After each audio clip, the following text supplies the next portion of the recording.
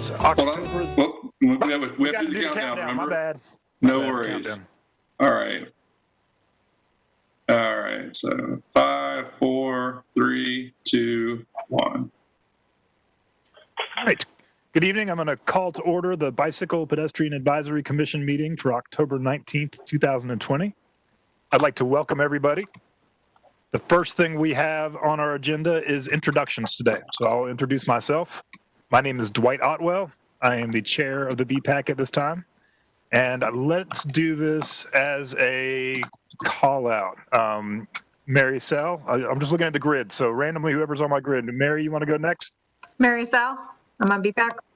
And Eric Lamb. City staff. Paul Black. City staff. Kari Barsness. Member of the BPAC. And Barbara Godwin. City staff. We have Elizabeth Alley. BPAC member. And Liz Hester. Hi, BPAC member. And Susan Hatchell. Hello, BPAC member. And do we have anybody else that's logged in yet? Am I seeing everybody on my grid here? Looks like it. Nick has just gotten in. There we go. Hey, welcome, Nick. I see you're still on mute. Dwight? Hey, I can hear you. We're just getting started and we're doing introductions. So, Nick, if you would introduce yourself real quick, you'll be the last one. My name is Nick Neptune. I'm a commissioner. Oh, and chair of the outreach committee. It's good to be here. Dwight. Thank you. And thank you, Eric, for your help. And absent today, we have Pierre Tong, who's chair of the planning committee. And I think he's excused. Mr. Lamb, could you remind me what comprises an excused absence? That is up to the discretion of the chair in many cases. Oh, well, I'll say he's excused. Very good. Along with Kelly Woodall. It just says excused here. And I had a text from Robert Parrish. He should be joining us shortly. Excellent. All right. Next up on the agenda, we have the approval of the minutes from September. So if everybody would take just a quick minute, I'll set my little timer and give us 60 seconds for a quick review, and we'll come back and see if anybody has any comments. Or just raise your hand when you're good to go.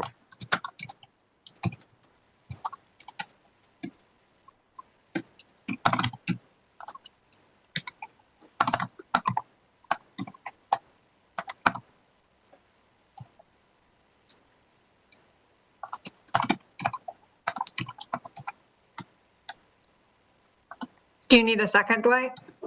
I was waiting. There was a couple of folks that hadn't raised their hands yet, unless I missed it. Is everybody ready to go? All right. I would like to move that we approve the minutes from September. Could we have a second, please? I'll second. All right. All in favor? We're doing this by call out. Eric? Can do. Dwight Otwell? Aye. Elizabeth Alley? Don't forget to unmute when you're speaking up, please. Aye. Kari Barsness? Aye. Liz Hester? Aye. Mary Sill? Aye. Nick Neptune? Aye. Susan Hatchell? Aye. Thank you very much. That's unanimous. Okay. Next up on the agenda, we have public comments. Did anybody from the public manage to follow us over? And should we have a discussion about whether to delay this part until later or not? That's up to you. Now, historically, the public comments portion has been for items that are otherwise not on the agenda. But we do have one person that has spoken up and said they would like to speak. I would suggest going ahead and doing that. Okay. Well, let's go ahead and open up the public comment section then, please. All right. First up is Mary Jo Gellenbeck. I'm sorry, Mary, before we get started, we're going to put a 2-minute time limit just because we don't know how many people are going to show up eventually. And so I'm going to set my little timer here, and that's going to apply to all the speakers. Excellent. If there are other speakers that are attending that have signed on for the meeting tonight that would like to speak, if you'll please let me know in the chat. I can take care of it. All right. All right. Am I unmuted? You are. Thank you. And is it No video? Just Correct. Okay, no problem. I was going to show you my old school white napkin drawing for the Hardymont proposed bike lane and an alternative suggestion for it. I understand the concerns for the residents losing on-street parking. And however, I can't state it loud or clearly enough to the choir that I'm preaching to, that connecting that area of Raleigh via a bikeway would exponentially increase my ability to reach businesses in that area via bicycle.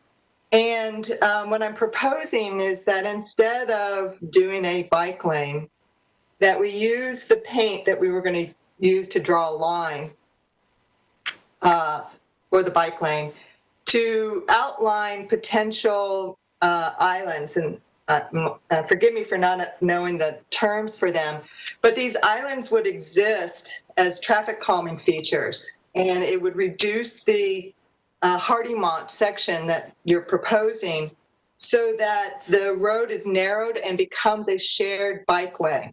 The speed would be reduced, enabling both non-motorized users, bicycle riders, and the vehicle drivers to share the space. And these bump outs would be on either side of the driveways of the residents, defining the space for on-street parking. So the cars themselves that are in between these bump outs would also play a role in reducing the speed of that section of roadway. So what we currently have is a bike path that leads to this area. And what I'm proposing is that the bike path, and there's markings on the road that inform drivers and the bicyclists that they share this section of Hardymont together. And I understand that this would fall into a new category in the Raleigh Gov departments for traffic calming.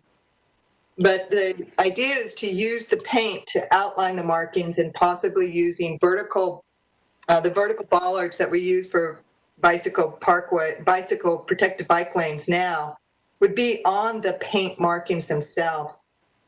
And if it does indeed work, where both the non-motorized and motorized vehicles. I apologize for interrupting Ms. Gallenbach, but we did say that we were going to limit everybody to 2 minutes, and we're well over now. Would you please wrap it up? That's fine. No, yeah, I was just going to say that the bollards would work as a substitute for the potentially future install of these traffic calming features.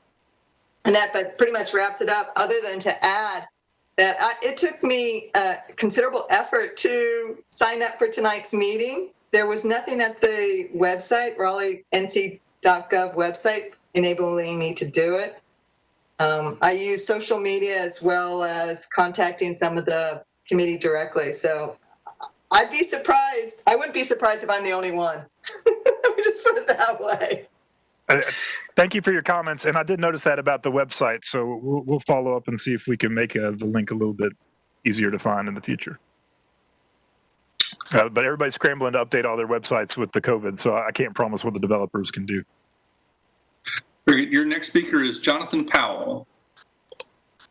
Hello, I'm Jonathan Powell. I'm a board member of Oaks and Spokes. I guess I have a couple things that I wanted to talk about. One, I was here last month, but also, again, I'd like to speak in favor of the Hardymont bike lanes. Having a bike connector there is super important. In an area like this where it's part of an important infrastructure, it allows people to get around, and the area can accept no on-street parking because the houses have driveways. I think it's super important that whenever we go in and upgrade these roads, we need to put in bike lanes so that people can ride safely and comfortably. Because I know at least currently just nobody would ride in the middle of the road there that it wasn't already a confident cyclist. And I also wanted to I wanted an update about the Blunt in person phase 2, what the plan was for the bike lanes. I just know that the public comments were strongly in favor of having some sort of protected bikeway. And I wanted to make sure that that was followed up on, and we gave people a great north-south connector on the east side to match the west side connector. I think that's really important to get people on bikes, make them feel safe and comfortable, and actually change mode share, especially in downtown where the density is there. And if people felt comfortable biking, it would be extremely viable for most short distance trips. All right. Paul, could you or Eric speak to the status of the Blunt Person corridor and where it stands now?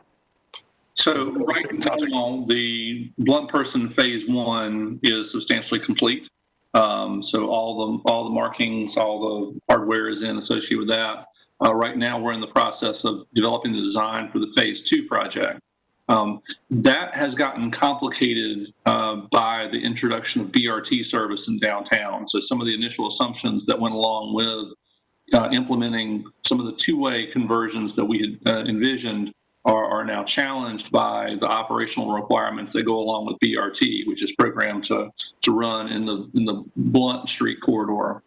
We actually had a project team meeting today working through a number of issues that have come up. Also a number of conversations with NCDOT about the project and what they will and will not allow us to do as both Blunt and Person are state maintained streets. So what's happening right now is that we're going to be working on refining some of the concepts that we've got for the entire corridor and bringing back for public involvement over the next couple of months and getting community feedback.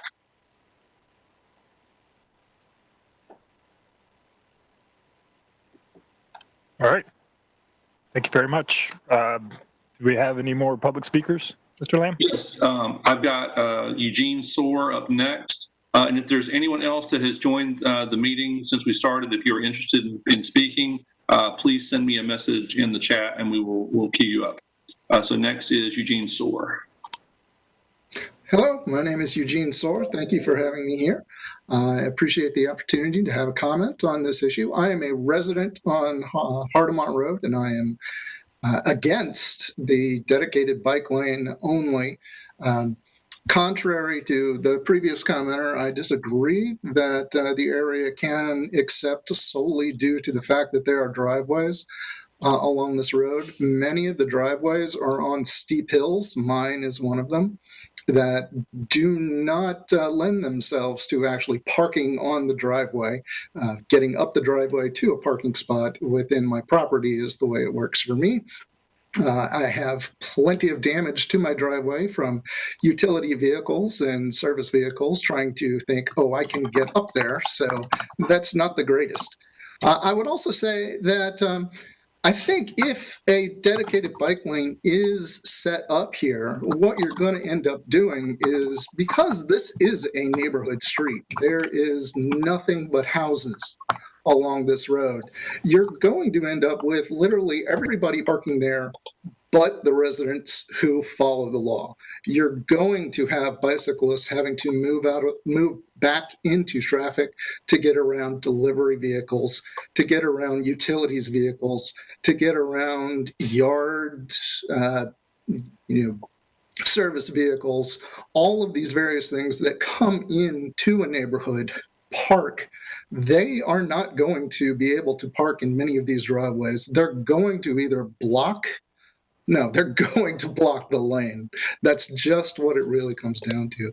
And I think if you have a dedicated bike lane, I'm afraid what you're going to do is sort of engender frustration from the citizens that live there and that are having this imposed upon them. I would like to say that I'm very much pro the bicycle transit and would love to come up with a solution that helps everybody, that doesn't shut everyone out. And I see my time is up, so thank you once again, and I look forward to speaking with everyone in the future.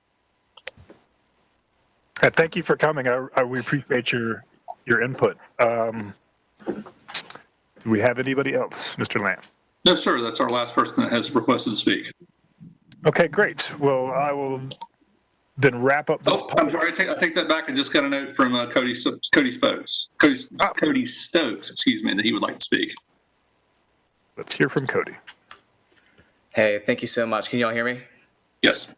All right, wonderful. Yeah, so I just wanted to also voice my support for bike lanes on these corridors. I do hear the concern of the last speaker. I'll add that, as cyclists, we often do get the short end of the stick, and it's time we start reconsidering how we're framing cycling as transportation. Mary, perhaps, there's a compromise here in the middle that Mary Jo had mentioned, where we turn to a neighborhood bikeway, slowing down the speed limits. I understand the concern of finding where places to put, delivery trucks and things like that, and also lawn service and with their trailers. Ideally, a protected bike lane is, I think, what we're talking about putting in here would be ideal, so that cyclists don't have to share that same space with cars and motorists get frustrated because they can't go 30, 40 miles an hour down the road. So I do support putting in protected bike lanes as a first priority, but I'm also supportive of alternatives like turning it into a neighborhood bikeway. So those are my comments. Thank you all very much. Thank you, Mr. Stokes. Thank you. And I believe that is it. All right. Well, thank you, everybody, for attending. We welcome you to stay on the line and hear the rest of the meeting. We will be discussing this issue later. We will have a discussion about whether we're discussing this issue later. I don't want to cut off anybody. If I was under the impression there was more folks that were attempting to speak. So let's see if anybody shows up before that discussion occurs later in the meeting. But I think that for now we'll move on to presentations. And I have a request to make. I would like to beg staff's indulgence and patience. Nick has been working with the Outreach Committee and has got Mickey Fern on the line to give a short talk to the BPAC about community outreach and engagement, and no time like the present. And I believe that he has logged into the meeting as a member of the public and doesn't have his video or his audio connected. So I don't know if it would be possible to move him up in the presentations list and ask the sidewalk and the priority plan to present afterwards. And I would hope the commissioners will indulge me with a longer meeting as well. That is no problem. Mr. Fern, I've got you queued up as a panelist. All right, so you can hear me, but you can't see me. Is that right? Correct. Okay, all right, okay. So, all right, hi, everybody. Thanks for inviting me to your meeting. I'll be as brief as I possibly can. I moved to Raleigh 7 years ago. I live at 201 Lord Berkeley Road in the area of Longview. So I'm not just a consultant. I'm a resident of Raleigh who's been involved in community engagement Raleigh for the whole 7 years that I've been here. I've been in government for 54 years. For like 35 of those years, I've been doing community engagement work. Earlier this year, the Raleigh City Council asked me to facilitate a process by which we use a collective intelligence of the citizenry, of the city council, city staff, to create a community engagement process that is what's called an inclusionary participatory community engagement process. I believe they were motivated to do that because they realized that the existing process did not reflect the demographics of Raleigh. For instance, we know that 60% of the people in Raleigh rent, and we know those people don't come to public meetings because they move every 2 years. So we're not making decisions in government relative to their input. We know that people of color typically don't engage unless they're angry or afraid about something. But for whatever reason, the city council wanted to create something called an inclusionary participatory democracy, and they asked me to facilitate a process by which we figure out what community engagement looks like in the city of Raleigh. And I want to be clear that they didn't ask me to come solve the problem. They asked me to come facilitate a process by which I facilitate conversations in the community about what community engagement should look like. I also want to be clear in saying that they did not ask me to find a replacement for CACs. I think that's a part of the process. I think that's a part of the work I'm up to because of the criticality of that work. But what I'm supposed to do is to try to create a process that reflects the ethnic, cultural, and demographic diversity of the city of Raleigh. So I'm going to stop so I don't go on. And if people can ask me questions, that way I'm making targeted responses rather than trying to anticipate what I think you want to know. So let me see if anybody's got any questions. I'll go ahead and start by saying, Mr. Fern, I really appreciate you taking the time and to come to speak to us. I know that you're busy with this contract with the city. Nick and I have been discussing ways that we could improve the engagement that the BPAC does with the community. And so I guess we were looking, personally, I can't speak for myself, but I can speak for Nick and my discussion. We were looking for strategies to engage the public, which is more above and beyond just considering who shows up at the meetings, because we realize that's an equity problem. That's great. And one of the things we figured out, and I did this work in Seattle, and I did this work for the federal government a little bit. And so one of the things that we find out is that the rituals and processes and activities of historical public engagement activities blind us to possibilities of getting people together. So we have these rituals of the public meeting where we invite people to a public meeting. Maybe it's at night, maybe it's on a weekend. They come and there are all kinds of poster boards up, and there are typically more city staff there than there are, residents. And then people come in and make speeches, and then there are about maybe 10 or 20 minutes for the public to give their input. And so what we have to do is we have to look at those rituals and see how we can change those rituals and activities to create activities that are more exciting and that are more inclusive and that are more interesting. So I'm a Parks and Recreation person, by the way. I've been a Parks and Recreation person for my whole career, which is 54 years. And one of the things that I know about how people make decisions, both about their free time, whether it's about Parks and Recreation or community engagement, is they do this thing called a calculation of return on investment. For the amount of time, energy, and money I have, what's the most I'm going to get out of this experience? So when you've been working and you come home and there's a public meeting, then you're asking yourself that question. For the amount of time, energy, and money I have, if I go to this thing, what am I going to get out of it? And we haven't been real good at giving people a real good return on investment for their engagement like that.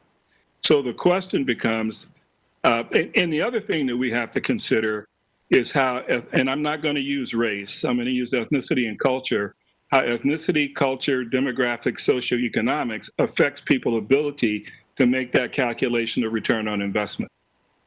We know that poor people endure government decisions. They don't believe they have any power authority whatsoever. So they don't tend to engage, as I said, unless people are angry or afraid. Renters don't engage. Young people don't engage. We're working with a group of people on NC State campus called the Caldwell Fellows to set up a youth engagement process, which I think would figure right into the work you're trying to do, to get younger people riding bicycles, especially younger people of color who may not, in fact, do that kind of work. So what I would be real interested in and be real excited about is working with you in trying to create new kinds of engagement or gatherings that aren't just the historical public meeting where you invite people there and you tell them what you want them to know, but actually have those people come in and actually begin to give their input about their relationship with what you do.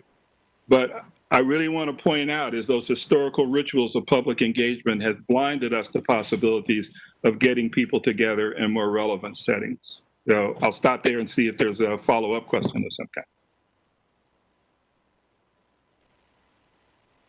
I don't think I did that well. I think there must. Well, I will also apologize because I did not prepare my fellow commissioners with adequate time to let them know you're coming. Yeah. So I hope that we can do this again. And we don't. This has not be the last time we do this. So yeah. I was going to say I hope we can consider this an introduction, and that people can think about this topic, and that perhaps we can schedule a discussion around more specific issues. One other question I'll have for you, since I've got you here. Actually, I'll let Elizabeth Alley go first. I saw her hand come up, and so I prefer somebody else ask a question. Okay, all right. Mr. Fern, thanks for being here. I wanted to ask about your scope and your contract for the city and whether or not it entails working kind of generally with commissions, or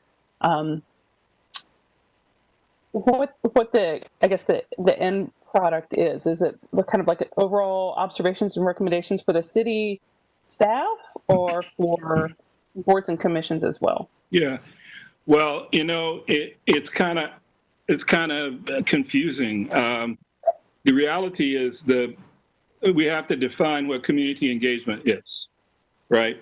And sometimes we've defined community engagement as a process by which we bring citizens together to get their input so we can make good policy, program, and budget decisions. But there's lots of community engagement that goes on all the time. And it's really interesting that there are a lot of people who are criticizing the council now because they're saying as a result of what happened with the CACs, there's no community engagement. But boards and commissions are a part of community engagement. They are, in fact, community engagement. And I think I'm going to spend some time talking to boards and commissions about what kinds of things they need in order to increase both their relevancy and effect. So what I want the council to, and I ask this question: is public engagement the process of getting people together to help us make good policy and budget decisions, or is it focusing the creative energy and talent and spirit of 500,000 citizens toward creating good government? I mean, there are two different ways of looking at that. And so my sense of that, and there are a couple of different ways to look at citizens, and I'm calling people citizens even though they may not have citizenship. I believe everybody is entitled to the rights of a citizen if they leave here. So I don't necessarily want to say residents. So I think we have to figure out situations where for instance, the transactions that government has with citizens every day, that's community engagement. That's the basic form of community engagement. That's how most citizens get their feelings about how community engagement is working based on those day-to-day transactions. And then we have boards and commissions, and then we have volunteers. And then we have youth corps work, for instance, youth corps that go around doing things and fixing things and making things and all that kind of stuff. What I'm trying to make sure is that all of those public engagement processes live. So you can look at citizens in a couple different ways. You can look at them as customers because of the transactional nature of citizens in government. You can look at them as co-creators and partners. You can look at them as collaborators. You can look at them as consultants. But we have just typically reduced our view of community engagement to the planning process. 90% of community engagement activities have to do with planning, and a huge amount of the work that the CACs were looking at had to do with zoning. And there's so many other things that citizens are interested in. My favorite way of talking about this is I live in a zip code here in Raleigh where the lifespan of African-American people was 13 years less than people in Briar Creek, right? So if you wanted to get involved in that, how would you get involved in that? How does the city create an innovative and creative space for community engagement so that you as a citizen have somebody you can call and talk to and say, I have an idea, and that idea can be taken seriously. So what we're talking about is the general overall we're actually talking about community engagement where there is none. Now, the problem with trying to do this is we're trying to create community engagement at a time where we can't engage. And I'm finding that unbelievably frustrating that everything I do has to be virtual. And how do you really start to talk about creating a community engagement process with that? But boards and commissions are part of using the collective intelligence of residents to help us make good decisions. So if you're asking me whether that's a part of the work, yes, that's a part of the work. Can I jump in here for a moment, Dwight? Thank you. Well, I also wanted to say thank you to Mickey Fern for joining us this evening at our invitation, and just kind of sharing your thoughts and feedback on your work, more recently, and how it's been informed by your career. I think there's a conversation happening across the city with, all of the boards and commissions, arguably, and of course the council, as it relates to equity in our policy planning and engagement efforts. And I imagine that the commission would appreciate, your thoughts on equity and how, perhaps either A, you've tried to live that out, practice it in your own work, and maybe any, immediate thoughts that come to mind as it relates to the commission and our role in, bicycle and pedestrian infrastructure in the city, and how equity can be utilized to inform, well, again, our ongoing work. So yeah, I think that's the question. Okay. Thank you. So, yeah, and I think, this work is about discovery and learning, and it's about getting to places and learning and making decisions once you learn. But a national problem with public engagement is that the only people, this is a broad brushstroke because I'm sitting here talking to Nick Neptune, which is going to contradict what I'm about to say, but across the country, the only people who participate in public process are white adult homeowners. This is true in every major city across the country, and I spent a lot of time in those cities talking about these things because white adult homeowners are concerned about the value of their most important possession, their house, and therefore they engage in things where they think it's going to affect either in a positive way or a negative way on their house. People of color who, if they aren't poor, are only 1 or 2 generations removed from being poor, have never seen community engagement serve them. And when they talk about community engagement, they in Philadelphia, they coined this term, justifiable skepticism, that we've tried to engage, we come to the meetings and nothing ever happens. Either we say something, we don't know what happens to it, but the whole idea is how do we get ethnic and cultural groups and renters and poor people to be able to make a calculation of return on investment to suggest to them that they do have power about the things that they love and the things that they're concerned about. Now, the bicycle thing is a little different thing. A couple years ago, I got called into Portland by the bicycle community. And it was interesting hearing you have this conversation a little bit earlier about putting the bike lanes down there. They have a place called, what's the name of the boulevard? I forget that, Williams Boulevard, where they put bike lanes through an African-American community, disrupting the parking and driving and right turns and all of that stuff without ever talking to the African-American community. So they called me in because the African-American community was hating the bicycle community. Now, how do you hate bicyclists? Other than those bicyclists that don't play by the rules, I don't know how you hate a bicyclist, but they were hating bicyclists. It was really interesting to bring those groups of people together to talk about bicyclist transportation and bicycles as recreation. But what had essentially happened is that the bicycle community had gone to the mayor, who was a bicycler, and asked for money, and they did the bicycle lanes, and the people in the communities are saying, well, where was that money when we wanted community centers or books or schools or all of that stuff? How come you found the money for bicycles, but you couldn't find the money otherwise? So there's this unbelievable acrimony between the bicycle community and the African American community in Portland. That has since changed.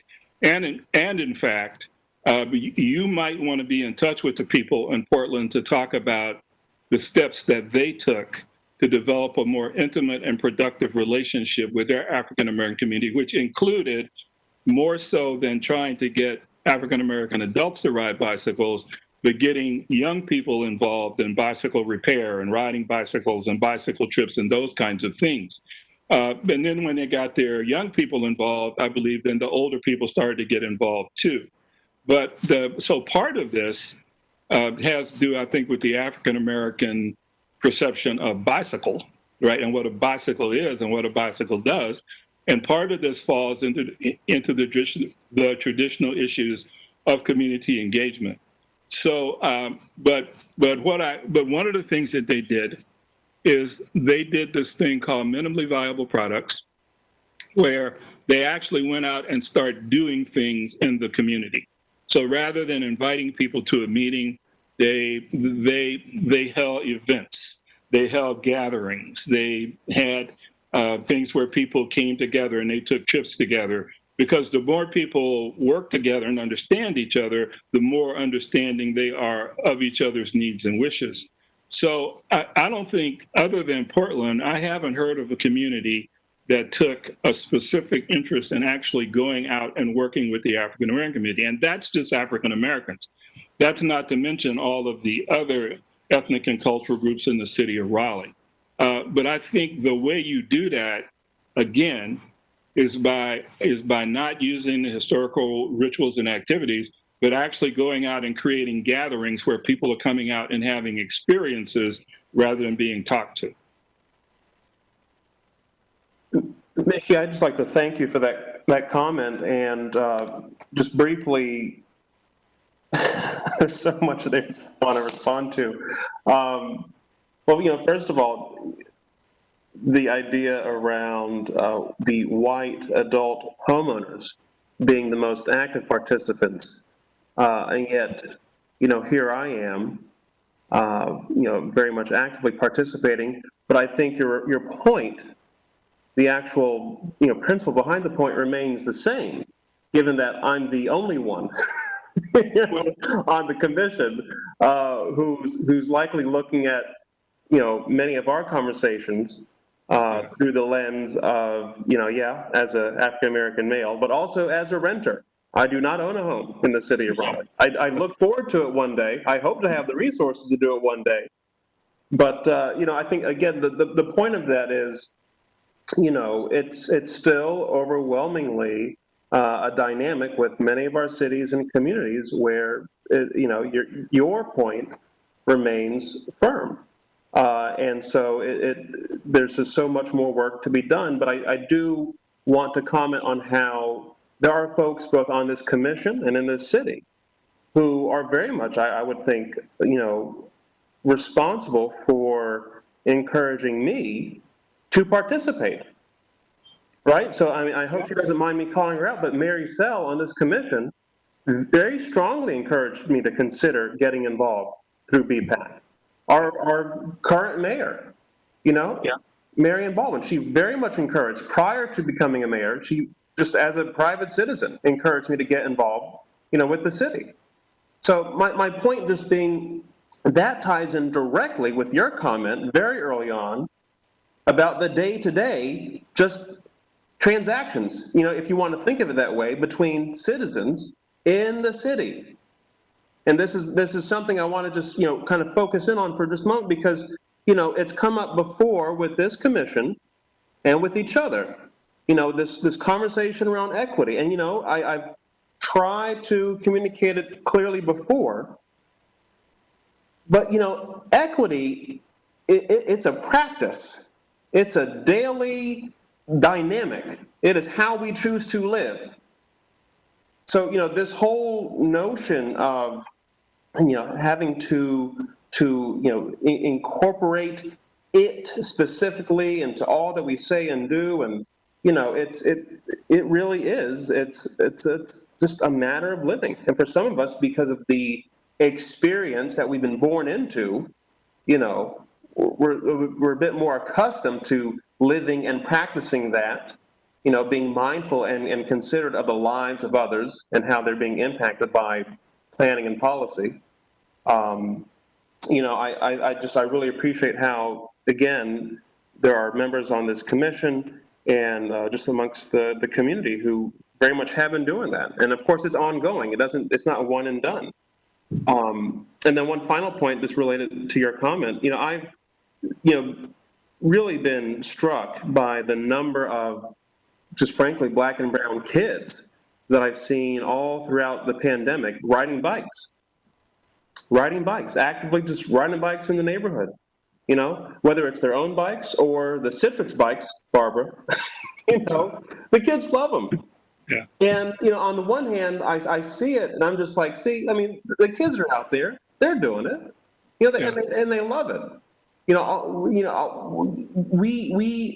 think it's incumbent on us to find natural and organic ways to create space and programming that will be relevant to these kids. You know, kind of like I think you comment on this idea of maybe setting up, you know, workshops on bicycle repair and that kind of thing. I mean, that could be a real easy, you know, program or event where, you know, you're able to engage these the kids right here in our neighborhoods, you know, and find a nice pathway for them to kind of further get involved and learn about what's all out there for them.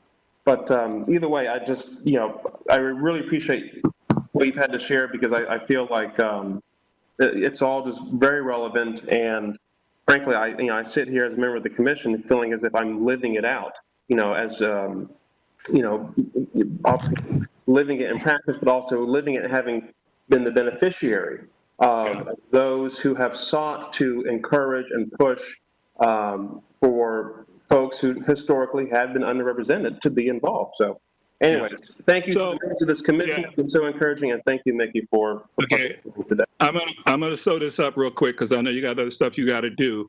But you know, Nick, and you and I spent time talking about any one of a number of things, but there's a reason why you and I would be the only two black people at a Dick's meeting, right? Out of 4,000 people. There's a reason why it's just me and you, and it has something to do with the way we were raised, the people we talked to, what we're open to, and all that kind of stuff, because the African-American community pretty much sees Dick's as irrelevant. You know, it's like we got Chavis and they didn't even do Chavis right, and now we're going to spend lots of money when there are lots of other things wrong with our community, right? So I also want to suggest, of course, and I hope you're already doing this, working with Oscar at Parks and Recreation, because I'm sure the Department of Parks and Recreation must have some bicycle stuff that's going on for everybody. And the other thing that I want to talk about is the concept of cultural tribes. Now, cultural tribe is the activity and the people around which you feel the most alive, right? And for the people on this call right now, bicycling is your cultural tribe. The question is, how do we expand that tribe to include more people who would be interested in it if they, in fact, knew what the value was? Now, I'm 73 years old. I'm probably not going to be a bicyclist right now. I'm probably not going to all of a sudden turn into a bicyclist. But I do know, as you're saying with COVID, there are a lot of people trying a lot of different things. But I believe you can create a cultural tribe that reflects the demographics of the community to be engaged with what you're talking about, if in fact you're talking about cultural tribe. Cultural tribe is about kinship. Cultural tribe is about being around people and sharing experience with people and solving problems with people. And you've got that cultural tribe, and you do that already. The question is, how do you expand that cultural tribe to engage people who haven't historically been involved?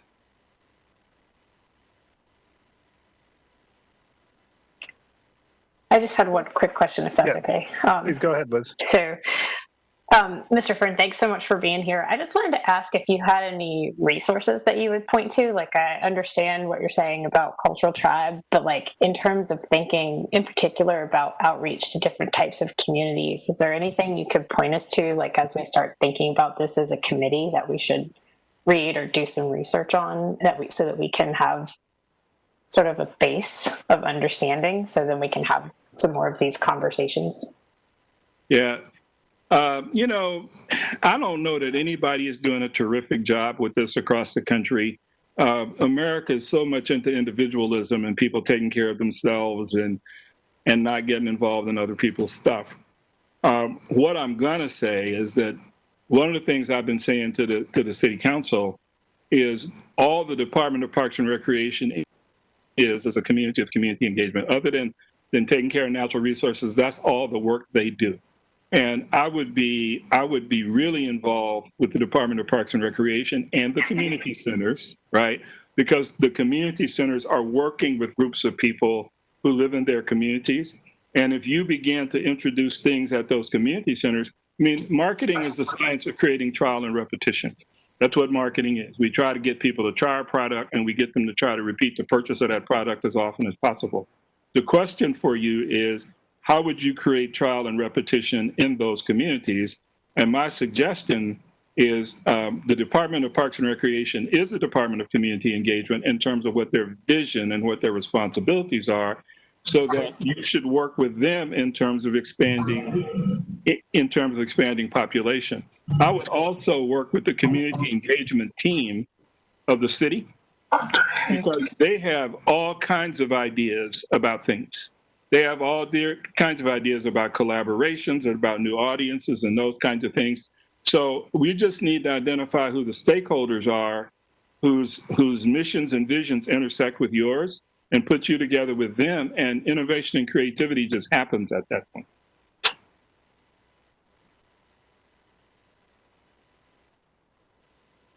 Anybody else?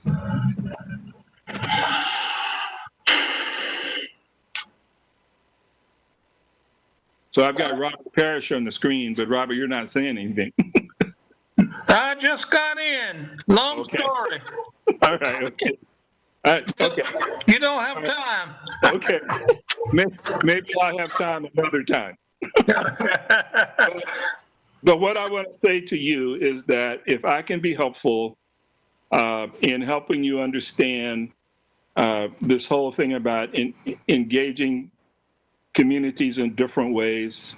I mean, I even see the possibility of doing something at Dick's, you know, where you invite people to that space and you have a gathering about introducing people to something new. It's a very protected space. It's a very convenient space. It's a great place for meeting. It's a great place for doing things. But beginning to think about things other than the historical community engagement rituals is like really, really important.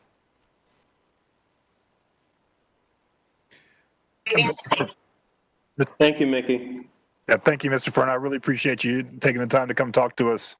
And we will continue this discussion individually and in the outreach committee, and maybe getting back in touch with you if we're looking for further guidance. Yeah, just let me know how I can help. That's what I'm here. Whether I had this consulting contract or not, I mean, this is the kind of stuff that's in my bones. So if I can be helpful, just let me know how I can be helpful. And maybe we'll get you out on one of those e-bikes even. Maybe so. Okay. All right. Bye, everybody. Thank you. All right. I believe next up on the agenda, we have the petition sidewalk prioritization changes. And I believe is that Jason that's going to be giving that presentation? So actually, Jason is on the call, but Danetta Powell is the specialist in our group that handles our petition programs, and she is going to give an overview. So if you'll give me 1 second to line everybody up here. Wonderful.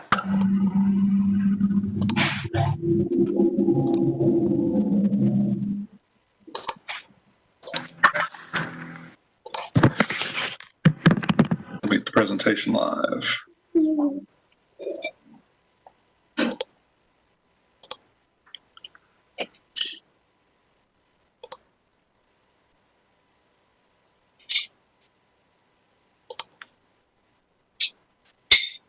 Okay, can everyone see the presentation? I can see it. Very good. Danetta, you're live. So I'll kick this off to let you know that we're going through a little bit of transition right now with our petition programs. We have increased in popularity. There was some money that we had set aside as part of the 2017 transportation bond, specifically for the two different types of petition projects we're going to talk about tonight. As far as petition sidewalks go, I apologize for interrupting, Eric. Robert, I believe your microphone is unmuted. Would you mind muting, please? What, you don't want me to talk? What? Okay. We want to hear you talk. We just don't want to hear Eric from 3 different speakers. I I know. Okay, There we go. Is that better? So we've had a lot of interest and popularity with our petition sidewalk program specifically, so much so that we've reached a point that in terms of the number of petition projects that we have in our pipeline, we have petition projects lined up all the way through 2023 at this point. And so city management has put a pause on this program for now and asked us to go back and look at some options regarding the program. So we're gonna put a 12-month freeze on accepting new petitions for sidewalks at this point. And one of the questions we're going to ask with the commission is, should we look at the same methods that we've been using for accepting sidewalk projects, or should we do something different? So at this point, I will turn it over to Danetta. Thank you, Eric. So our City of Raleigh transportation staff has devised a prioritization schedule that we'd like to share with you tonight. And Eric, if you'll just go to the next slide. Our Street and Sidewalk Petition Program is a petition program that provides citizens an opportunity to request improvements to city-maintained residential neighborhood streets to provide safer walkability, place for people to jog, push baby strollers, walk their pets, even kids riding bicycles on the sidewalks. And Eric, if you'll go to the next slide, please. We'd like to show you an example of a reason that someone would request a street improvement petition. The before and after picture is an example of a street that's in need of resurfacing, and it might have had some drainage issues. So the after picture shows a nice, clean, paved surface with curb and gutter on both sides and sidewalk on both sides of the street. Next slide, please. This is an example of a reason for a sidewalk petition. The before and after pictures show the beaten path where people have been walking on the side of the street very close to oncoming traffic. And the after picture shows where we've installed sidewalk with a little bit of a setback there for safer walkability. And it makes a good, clean place for people to walk without tripping over roots or walking in mud. Next slide, please. So our program eligibility, to give you a brief overview, the street improvement petition projects, we typically require that they are city-maintained residential neighborhood streets completely inside the city limits. And those streets have to have curb and gutter. That's one thing that we didn't mention, but they have to have curb and gutter. Oh, excuse me, for a street improvement project, we actually would install the curb and gutter and bring the street up to current city standards. For the sidewalk petition projects, they're not eligible if they're in the city's major capital improvement program, and they have to have curb and gutter in place on both sides of the street in order to be eligible for a petition to ask for sidewalk to be installed. Next slide, please.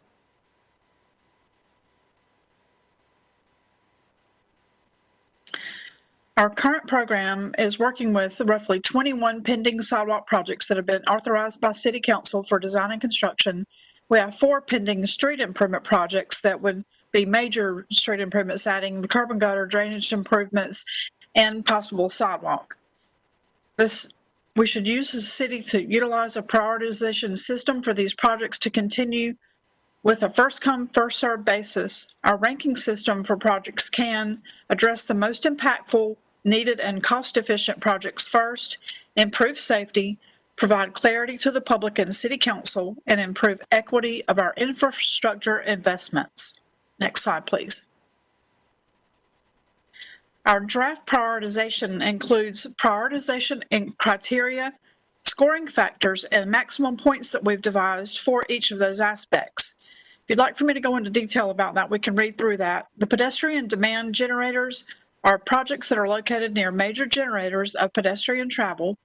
Sidewalk connectivity are projects that fill in gaps of the pedestrian network where sidewalk is missing between streets.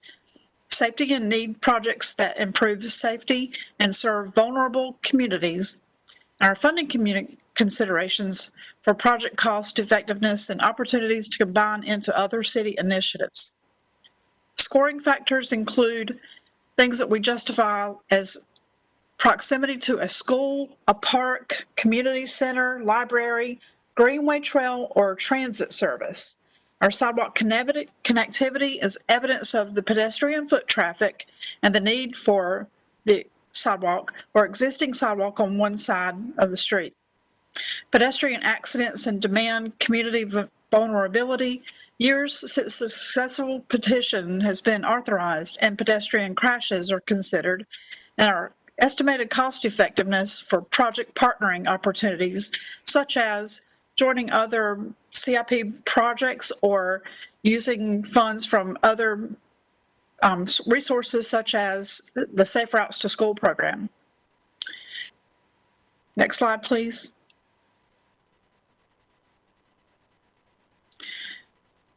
The next couple of slides basically go over that same information in a little bit more detail to show you that we are looking at the proximity to a school to be within less than a half a mile, it would be awarded 2 points, or within a half a mile to 1 mile, it will be awarded 1 point.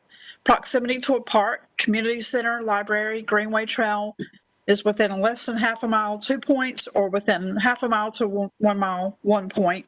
And the same for the proximity to the transit service. And the maximum points for all of that would be roughly 6 points. Next slide, please.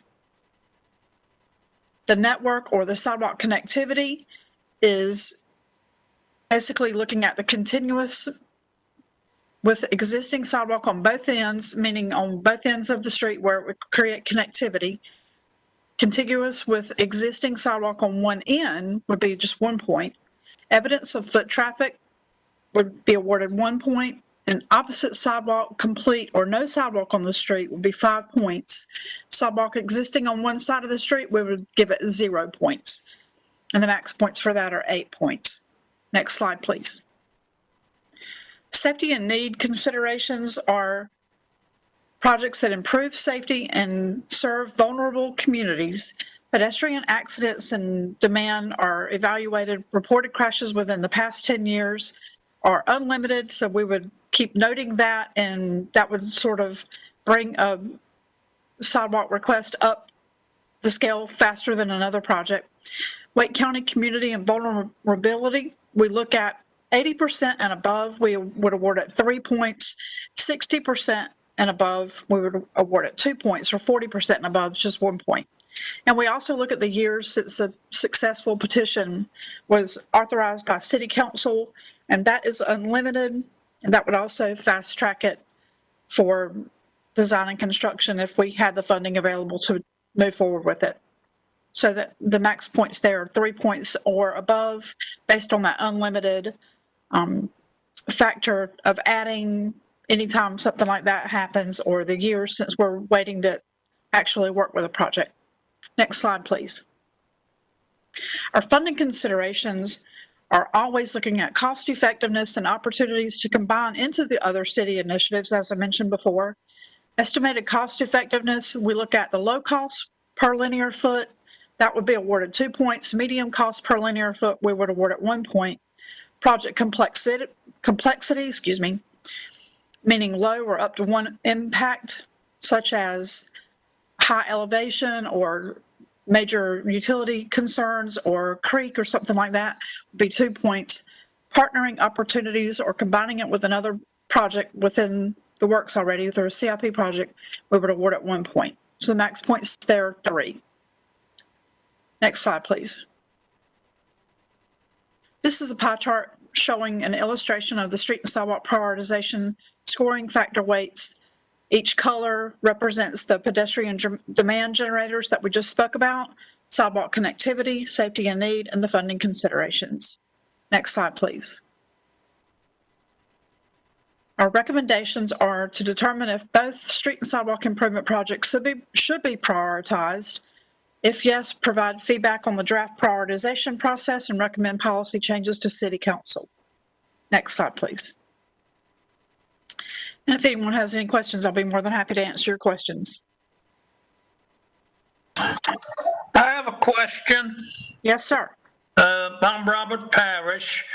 I am also the housing chair for the Mayor's Committee on Disabilities. I happen to be legally blind. I have actually 2 questions. First is, what do you mean by vulnerable communities? What we mean by vulnerability of communities. We look at or something that the Wake County provides to the city of Raleigh on their website to show vulnerability of communities such as different regions of the city of Raleigh. Areas of need where we would need to facilitate installing sidewalk for safety factors, areas that include more of the parks and schools and shopping areas, places where people walk. We look at that as a vulnerability. Okay. Places where people walk, you consider it a vulnerability? I'm not putting that together. Yeah, Jason, do you happen to have any information on the Wake vulnerability scores? Yes, some of the things that I talked about are certainly factors in vulnerability, but the part that I don't think was clear to Robert was the Wake County Community Vulnerability Index is a set of census data that is used to evaluate or assess how vulnerable a census tract is. I just pulled up that website while the question was being asked. It's a combination of unemployment, young and old populations for age dependency, the population of people over the age of 25 with less than a high school diploma, the percent of housing vacancy within a census tract, and then the percentage of population below poverty in a census tract. Okay. And those things together by Wake County are how they've been evaluating community vulnerability.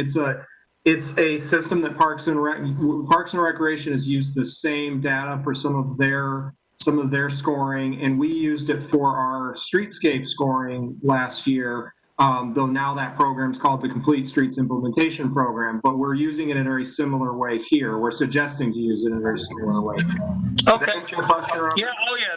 That's a home run, Jason. Thanks a lot. Now, my second question is, now maybe I didn't hear it, and maybe you did mention. Maybe you mentioned it.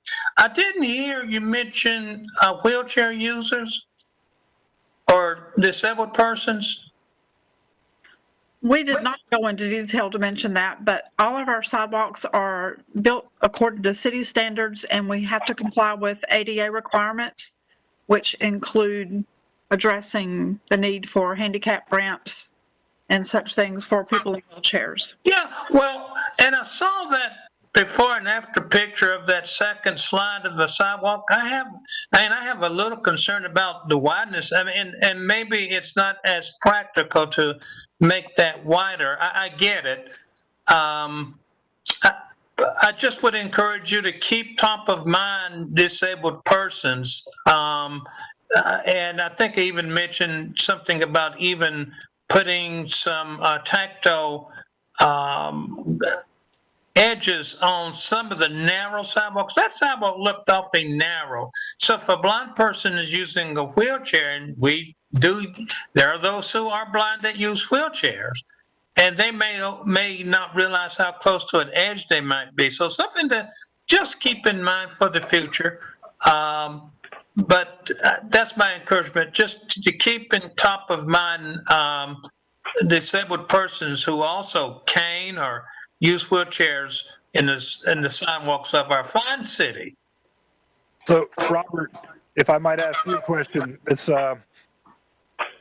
there any data that you know of that could be used to help target handicapped or blind or wheelchair populations? Like, is there some sort of proxy information that's out there? Like, or could we use lack of ADA accessible facilities nearby to tag hotspots where there's not connections? Is there any kind of, or does anybody on the commission have know about such data?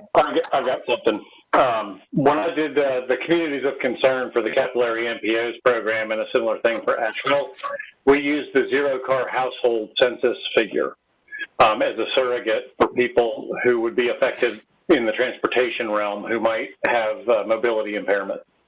There actually is not any kind of disability data included in the census that we were able to use. That was our best guess in terms of a surrogate that might get at folks who have mobility impairment but can drive, don't necessarily need the extra investment, but we knew that folks who could not drive and had a mobility impairment would be in that population and we'd be able to target the investment. And I'll be glad to ask around myself. I don't have that, but he said it's not available, but I mean, I can just tell you firsthand people that do have trouble with sidewalks. And so maybe I can pull that question even to our Mayor's Committee on Disabilities, and maybe I might get information there. Or there's also disability rights that I could inquire about those kinds of issues when it comes to sidewalks. Another good data sources are transit providers. They do provide on demand. But I don't know what they can share and what they can't. So. Okay, thanks. And Mr. Parrish, if I might add, we also, the city of Raleigh has standards to building sidewalks, and our standard width and setback is 6-foot sidewalk on a 6-foot setback. However, in some residential neighborhoods, we have to adjust that, and we allow a variance to build a lesser width of a sidewalk and a lesser setback. Typically, the sidewalks are 5 foot on a 3.5-foot setback or more. And in some situations, we might have to construct the sidewalk directly against the curb. That is rare. We like to always build a setback between the sidewalk and the curb to allow a safe buffer there. But the city of Raleigh has a standard to construct a 6-foot sidewalk on a 6-foot setback anytime we have the ample right of way to do so. Okay, I think that's one of the important things to point out with this, not to belabor this, but remember, keep in mind that there were significant portions of the city that were built without sidewalks based on the time in which they were built. So this is specifically a retrofit program. Retrofit, right. That's exactly right. And so we want to create accessibility and system continuity whenever we can. But to dial this back to the key question, given this backlog that we've got, the question is, should we start employing the prioritization on projects, or should we continue with the first come, first serve process like we're currently doing? Yeah, I had a question. I think Ms. Hatchell was next, and then Ms. Barsness. Well, that was exactly my question, is that if we change the procedure and it's not first come, first serve, then it sounds like there has to be a petition cutoff date. And I mean, so like if you miss it for this cycle, then you're gonna have to wait a whole nother year. So, I mean, how do people compete for it? I mean, We've talked about that as far as whether we would continue to accept applications throughout the year, or if we would open applications during a window and feed the results. Like, say, for example, as we operate on a fiscal year that runs from July to June. Say, for example, we open the window for applications for this program in August and accepted applications for 2 or 3 months. Ranked the project, and then fed the results of that into our capital improvement program, which is then adopted the following spring. That's one way we can do that. But then you're right, it does limit the time during the year that we accept applications. All right. Well, the other part of that is that in the past sidewalk petition thing, I know the process has changed, but there are neighbors who are opposed to that. So it is an interesting dilemma by making it just a narrower window, because that means you could keep missing every year or not getting enough points for a higher demand sidewalk than a place where the demand is actually lower, but it scores higher, but it doesn't have the public support. So that's where I see the conundrum. But I'm not opposed to doing it this way, but I just sort of feel like it does make it, at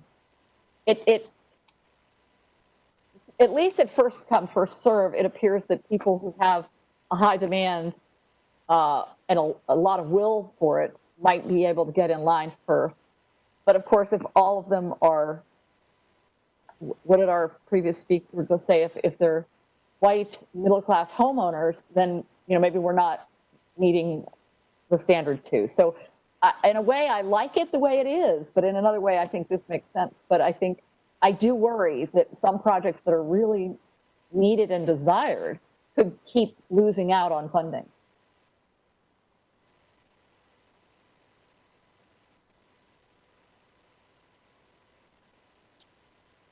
Yeah, Ms. Barsness, sorry.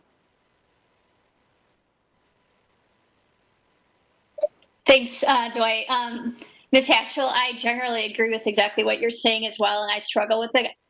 Generally speaking, I think it makes a lot of sense to prioritize when you have a backlog. I mean, you need to make decisions based on criteria when there's limited funding. I mean, that's just how you need to spread the money around, I think. But one thing that I noticed when I was looking at the documents is it said that you would, Eric, I think you said there's a 12-month pause, but it looks as if all of the existing projects that are in the queue right now would go to into this criteria-based system as opposed to they stay in the old system, and then new applicants, whenever you open it back up, would start with the criteria-based. So I'm a little concerned about that, because if they had the expectation that it's just a matter of time when we have the funding, and then to Ms. Hatchell's point, if you put them in the new criteria program, they could never get funded. And so I don't think that's fair. So I think to answer your question, Eric, I think it's something we need to keep talking about, move forward with. But I also think to ensure that there aren't individual projects that get caught up in never getting funded, I think we just need to think a little bit about the criteria and how it's applied. Because when I was looking at and I don't know what the right answer is. I mean, I really don't. But when I looked at that pie chart, by the way, thank you for putting that up there, because I thought that was really helpful. But then I noticed that the safety component was only 15% of the score. And from my perspective, since I keep almost getting hit by cars when I run on sidewalks, I would want to advocate for safety having a little bit more of a weight. So I think if we can spend a little bit of time understanding the basis for how you guys scored each thing, and I know that there was definitely time going into it, but helping understand that so that we can make sure that we don't try to punish certain types of projects over others inadvertently and have unintended consequences. Sorry, I didn't mean to talk that long, but just my thoughts. Yeah. Vice Chair Alley was next. I think that we're on to something really interesting, and I'm so glad that we're having this discussion about revamping the process and making it more equitable and more effective. So much that we take this up in the policy committee. I would love to look at this in relationship to our traffic calming programs and kind of notions about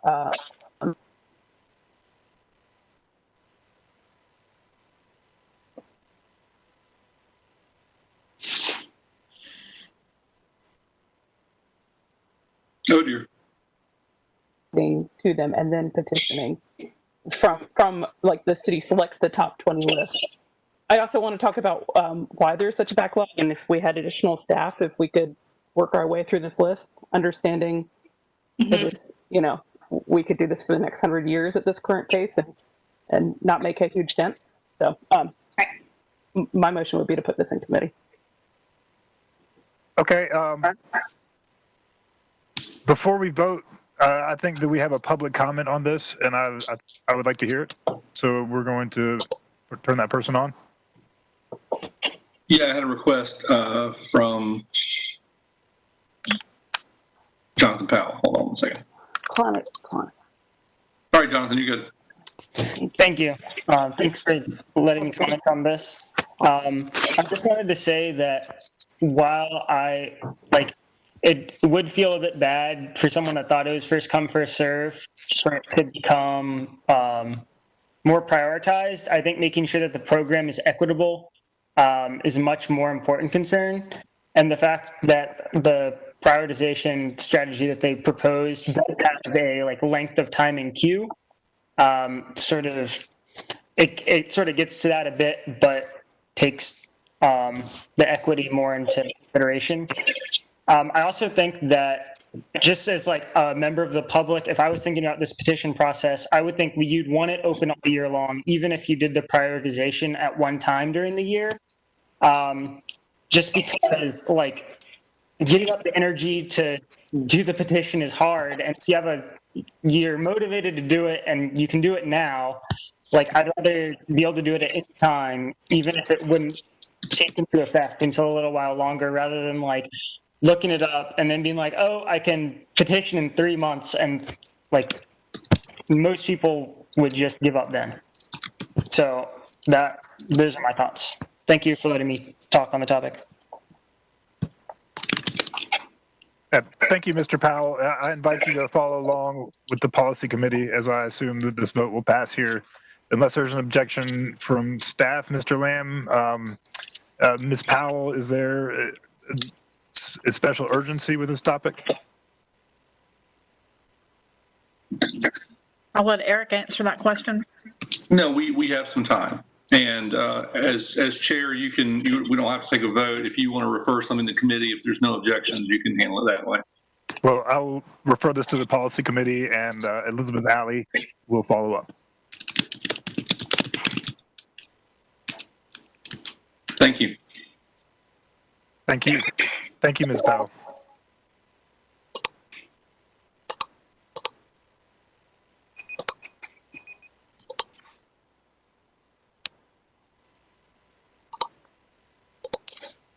Next on the agenda, we have the priority bike lane.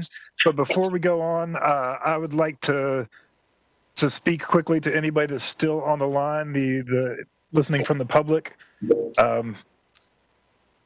I don't want to waste your time. I think that we need to make a decision now on whether we're going to talk about Hardemont later or not. And I personally don't feel comfortable bringing this topic up when I think that there was significant public input and with such confusion right before the meeting. And unless staff or anybody I don't know if we need to vote to move this off the agenda, or if we could just do that if there's no objection. Mr. Lamb, could you advise, please? That would be correct. You can indicate that the commission will hold the item if there's no objection from any of the members. I would like Ms. Parsons. Yeah, sorry. I just actually wanted to ask a question. I know that this has been on the agenda once or twice. Can you guys give me a little bit of background, since I'm probably the newest member, on kind of the status of the project, and also does it actually, Dwight, to your point, does it actually maybe make sense to have a in-depth presentation, not in-depth, but some type of presentation at the next meeting to make sure that we're all clear about what we're recommending to the city council? And I say that again as the newest member. Maybe it's just me having some offline discussions with Eric or someone to understand it better, but No, I ride that road all the time, and I've been following it, and I'm still learning stuff, and it confuses me. It's not the most straightforward thing in the world. And I believe that's what we had planned for the agenda for tonight under other business. Was there a presentation associated with that? Oh, you're Mr. Lamb or Mr. Black, was there a presentation, or was that just to be a discussion?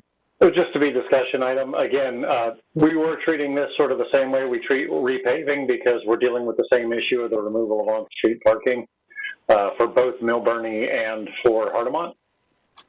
So it's really just, we can make it informational at this point. Ultimately, we will need some kind of recommendation to proceed or not. But I think we're good for now, as long as we are ready probably by the end of the year. We need to have time to get it designed if there's any changes, and get that out to the crews. There's no markings for Mill Burney. Those are already in place. It would just be a matter of putting the signs out. We can do that anytime. Hardemont, if we chose to do that, there would be some markings associated with that. Right now, there's just the shoulder stripe. So we would at least be adding at a minimum the bike symbol with the arrows for the bike lane. That would be the only thing that would be different. We just have to have that lined up to be able to go out in February to the marking crews. Okay. Ms. Sell? I would just say it might be conducive to unlink Mill Burney and Hardemont. Mill Burney's been in the hopper for a really long time, and there's already a facility painted there, so I think it's a slightly different beast. And you already have people who are using that bike lane that are put at risk by having to swerve out into traffic. So I would like that issue to be resolved as soon as possible. So maybe we could decouple them. That's fine, yeah. And it doesn't have to be resolved today, Dwight. I just don't want it to get pushed out into the ether. Oh, that's fine with me. And if Mr. Lamb, if would like a vote on the recommendation to decouple that, and move forward with Mill Burney separately, I'd be happy to make that motion right now. But Paul might have to go to council with both of them at the same time. I'm not sure how that works. I'm not trying to put a monkey wrench in it. I just think Mill Burney's been, we've been telling people for a long time to stay tuned. I think it's fine at the discretion of the chair to split the items into two. That's no problem. Okay. Unless there's any objection, I would thank you for doing so. If it works for you. And for Hardimont, Ms. Barsness, I would suggest that you and I and Paul get together offline over the next month. And if we have one or two other commissioners that would like to join without breaking the rule about quorum, if we could do that, would that be permissible? To have 2 or 3 people on a call to review the facts of the case, catch up, and then we could have a discussion next month, and make a vote? Yes. Okay. Well, I will follow up then. Thank you. That's helpful. It'll help me too.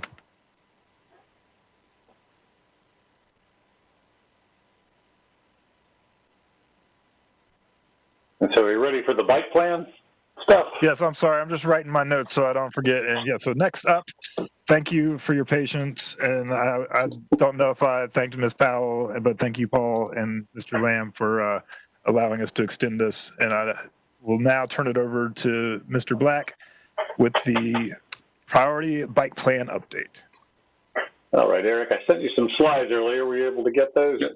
Give me 1 second. I'm going to try to put it in presentation mode. It's through the web browser. So what else could go wrong, right?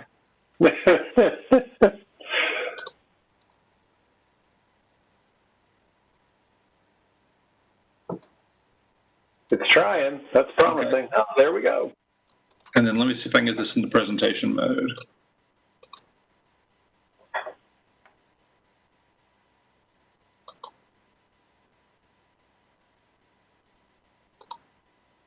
It is not, so we'll just have to do this sort of old school. Okay, that works. So we've talked about the bike plan. This goes all the way back to your retreat in February, looking at the priority section of the bike plan. This first map that's here shows what we've managed to accomplish out of the, I think it's 34 projects overall. We've gotten Maywood taken care of, which is the black line sort of center southwest.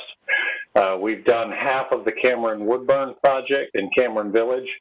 And we have now, literally a week ago, done phase 1 of the downtown north-south connector, formerly the West Street cycle track. Next slide, please.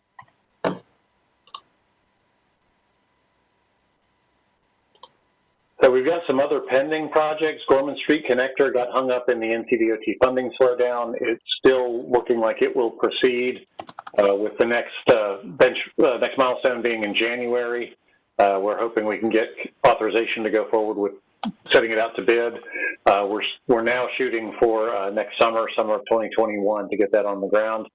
Greenways, there's 5 major projects in the plan. All of those are still valid, although we may be revisiting Rosengarten and how that gets implemented. And then there's a whole lot of street projects that are being done with the CIP that have bicycle elements, and we'll talk about that in a little more detail later on. Next slide. So why are we talking about this tonight? It comes down to there are 2 major structural disconnects in the plan. One of them gets back to we haven't completed a whole lot in what was set out in the priority plan. Some of our paint and bollards projects, they ended up being capital projects, which are going to take a little bit longer. And then we opened some significant projects like Buck Jones and Hillsborough Phase 2. And we don't get any credit for that in terms of implementing the plan. There was an assumption made that projects are in the hopper don't need to be in the plan, they're already taken care of. But what's happened is when we go to report progress on the plan to the public in the city manager's office, we don't get credit for any of these big projects. Next slide. So what we were looking to do was reassess all the different priorities that were out there. One of the other things we wanted to look at was a fair amount of bike infrastructure has gone on the ground in the last 5 years. So we took a step back and said, what if we reassess priorities so that one of the things we're looking at is connecting some of these segments that are now on the ground and maximize the investment that we're going to get in terms of filling in those gaps. Next slide. This is a little bit closer look at what some of those corridors would look like with unbuilt sections. A great example is that orange line that you see down toward the bottom. That is a route that would parallel Tryon Road in between Tryon Road and Interstate 4440, turning that into a bunch of smaller projects. Trailwood is already on the ground. It has been happening this week, so some of that's already there. We improved the sidewalk across I-40 on Trailwood, so lots of those projects are already in the works or happening. That's a great example of where we can take the existing projects and begin to get some credit for them, and they are constructible and fundable in the next decade, and that's really the key piece here. We're not trying to fundamentally change the plan, but we are going to shift around the way we're looking at what are our near-term projects to get to construction. Next slide. And that gets what a list would look like. So when I set it up in my head, I came up with this kind of near, middle, long-term time frame.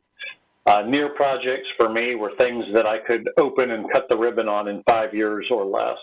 The midterm are projects that take some additional work that in the short term, we would be getting those out into the hands of consultants and engineers who could design the basic parts of the project, give us cost estimates, and the other tools that we would need to pursue additional funding.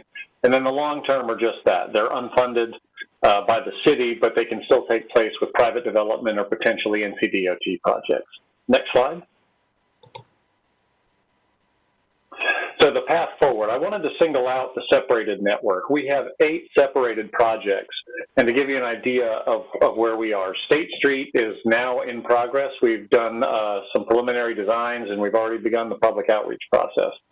The Downtown North-South Connector, Phase 1 is complete, and Phase 2, we hope to start working with the construction crews and Kane down in the Smoky Hollow area so that we can have that ready to go this summer. East-West Connector is on hold because of some other things happening in downtown. The South Wilmington Street is going to be part of BRT implementation, probably the side path, but that won't cut ribbon probably, Eric, 5 to 7 years. I mean, it's just now starting design, and it's got a long process to get there. Peace needs further study. We've done some incremental work with the NCDOT project under the bridge, but it didn't build it to the standard the plan eventually wants, but we did get something. The same holds for just west of there in front of Smoky Hollow. Atlantic is on hold pending some traffic numbers. Six Forks is part of a larger capital project that's in design, scheduled to open in 2024. And then the Boylan St. Mary's project needs a little further study. There's an intersection with Wade we may be able to pull out and move forward with just our budget and program, but the rest of it's going to take a little bit more work. So this one I know there's probably going to be some discussion about. We can come back to it. For the sake of time, let's go ahead and go to the next slide. So what we looked at those missing backbone links. So back in, I guess it was the 3rd slide or so with all the colors on the maps, we were looking at, what's a corridor? What are those backbone links between existing projects? What are the pieces of that we can get on the ground in terms of cost and constructability?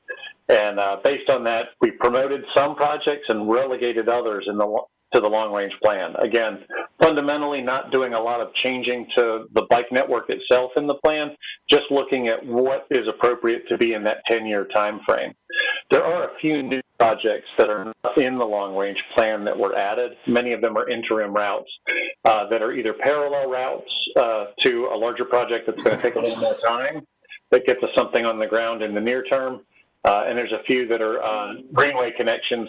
When the greenway needs a detour, we want to make sure we've got an on-road parallel that they can use when there's a closure.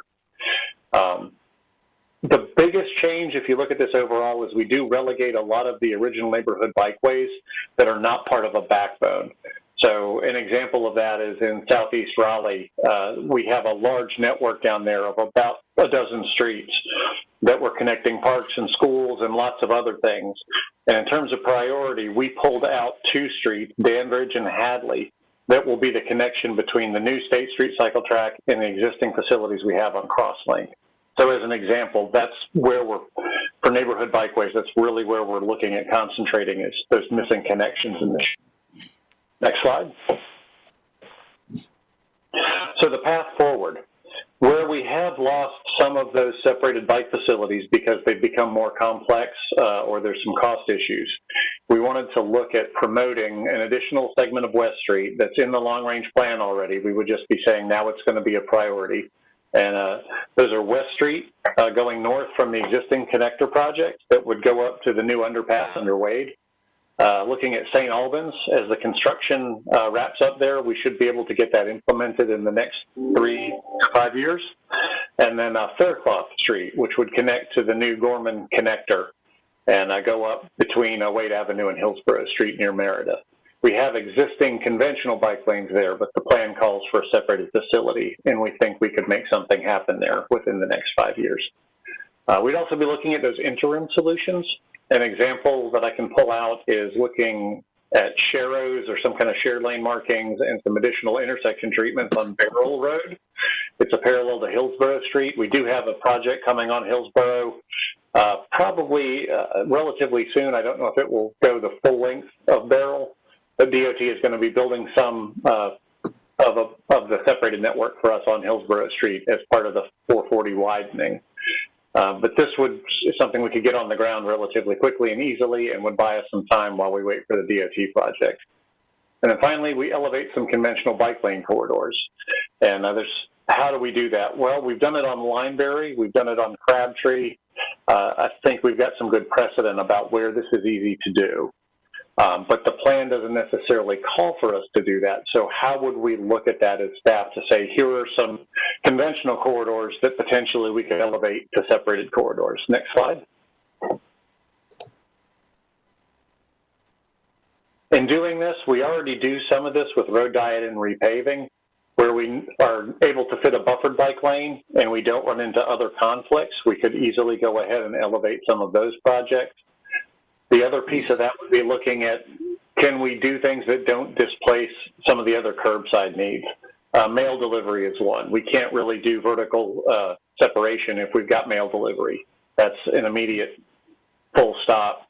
But we've got other things that we have to deal with, like trash and on-street parking in some of the downtown or mixed-use areas.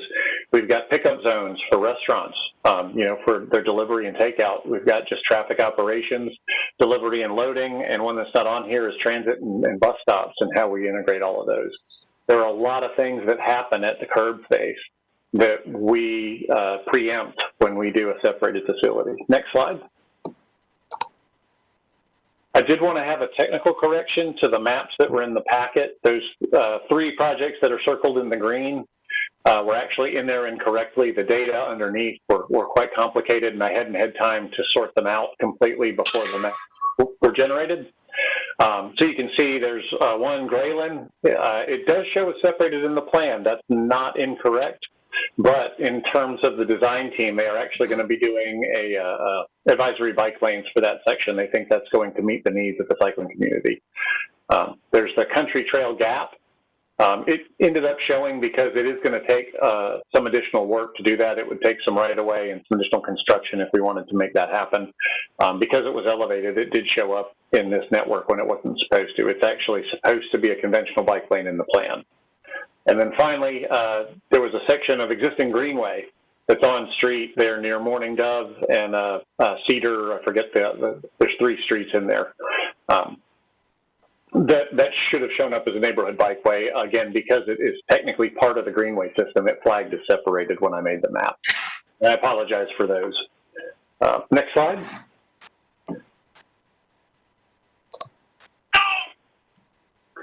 So what we're looking for tonight is those 3 standalone marking projects maps that were in the packet.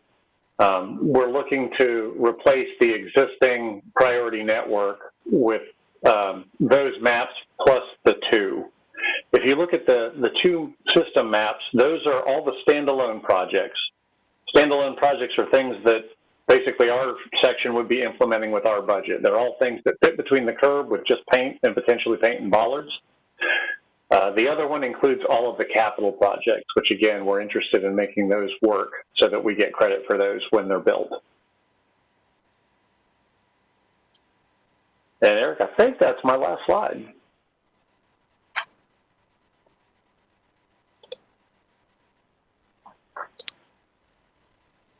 And so what we're looking for tonight is we do have a public outreach plan that was in the packet.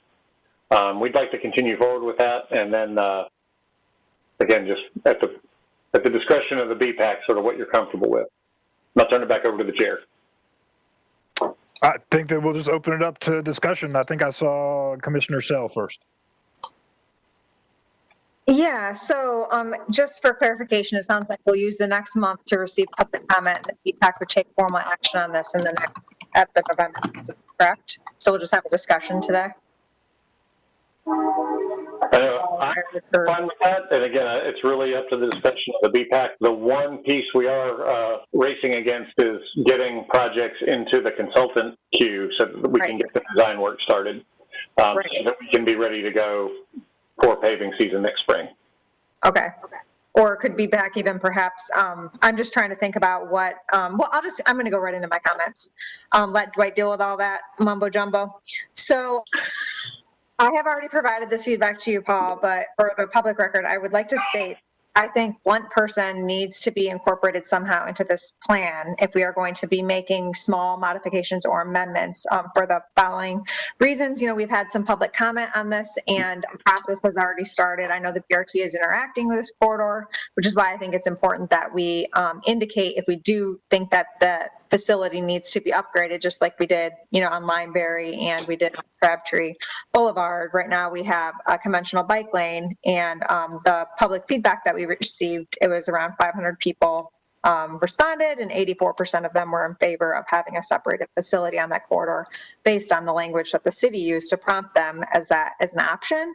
So I would just like us to be thinking about how we've already started a public engagement process for iterative phases of that corridor and incorporating any feedback that has been received.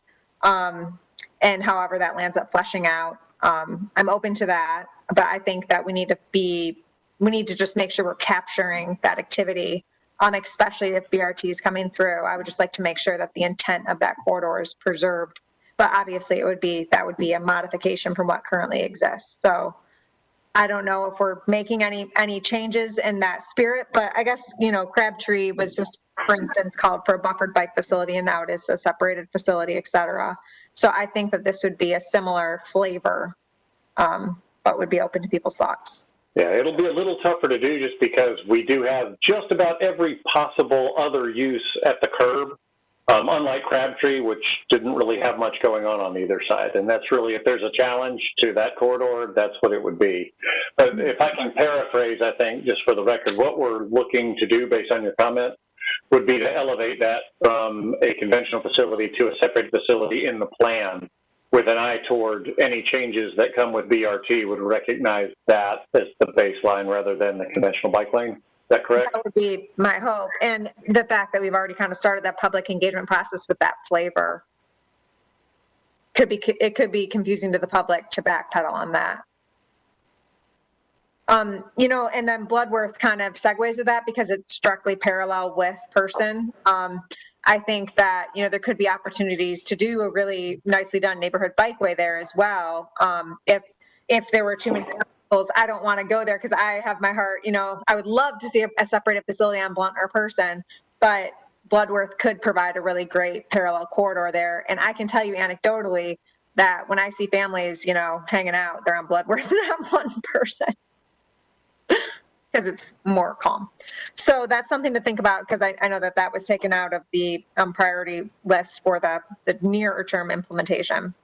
And my final question is a piece of clarification. As we have language that says things like needs further study with corridors like P Street, I would like to really understand how and why the development of parcels along that corridor didn't lead to above curb facilities occurring. I feel like that is course, it would have been a piecemeal approach, but that's what we take with our sidewalks right now to a large extent when development occurs.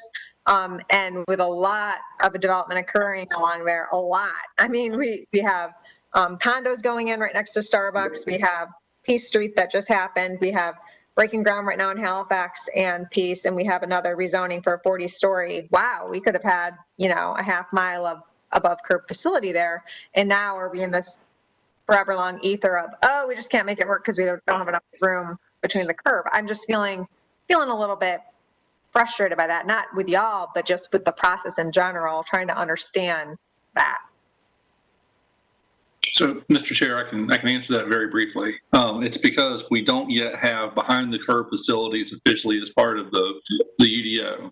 And so the city, unless it's part of an adopted streetscape plan by the city council, the city can't just impose that as a quote requirement on private development. But one thing I will say is that since we do have bike lanes in as part of our standards, all of those developments that are coming in are all setting aside additional right-of-way and additional street width for bike lanes in the street. So it is possible in the future that we can repurpose that space and convert that to a behind the curb facility. Okay. Yeah, I mean, it seems like even like, you know, a buffer would have been good and that kind of stuff. But yeah, totally. I hear you. That's good. So Paul, I just don't know if there's a way to incorporate, you know, that my feedback on Blunt Person / Bloodworth. Okay. I mean, again, whatever we want to put forward to something, but ultimately council will have to approve any changes. I was trying to avoid too many structural changes to the long-term network. And this would be one of those. Again, though, as long as we can articulate that and what it needs to be, I can add that to the recommendation. That would be my, I feel it's important based on public feedback that has already occurred, but I'm open to people's thoughts. I believe I saw Commissioner Hatchell's hand next, but it looked like she might be having technical difficulties. So did I see Commissioner Barsness raise her hand? Was there somebody? Oh, that was out the corner of my eye. Look. Maybe it's me that's having technical difficulties because everybody is falling off. Oh, some people are still with me.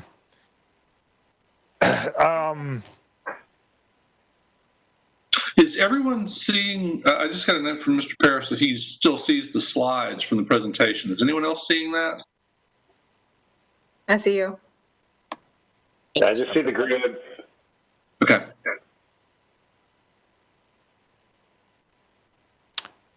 Okay, good.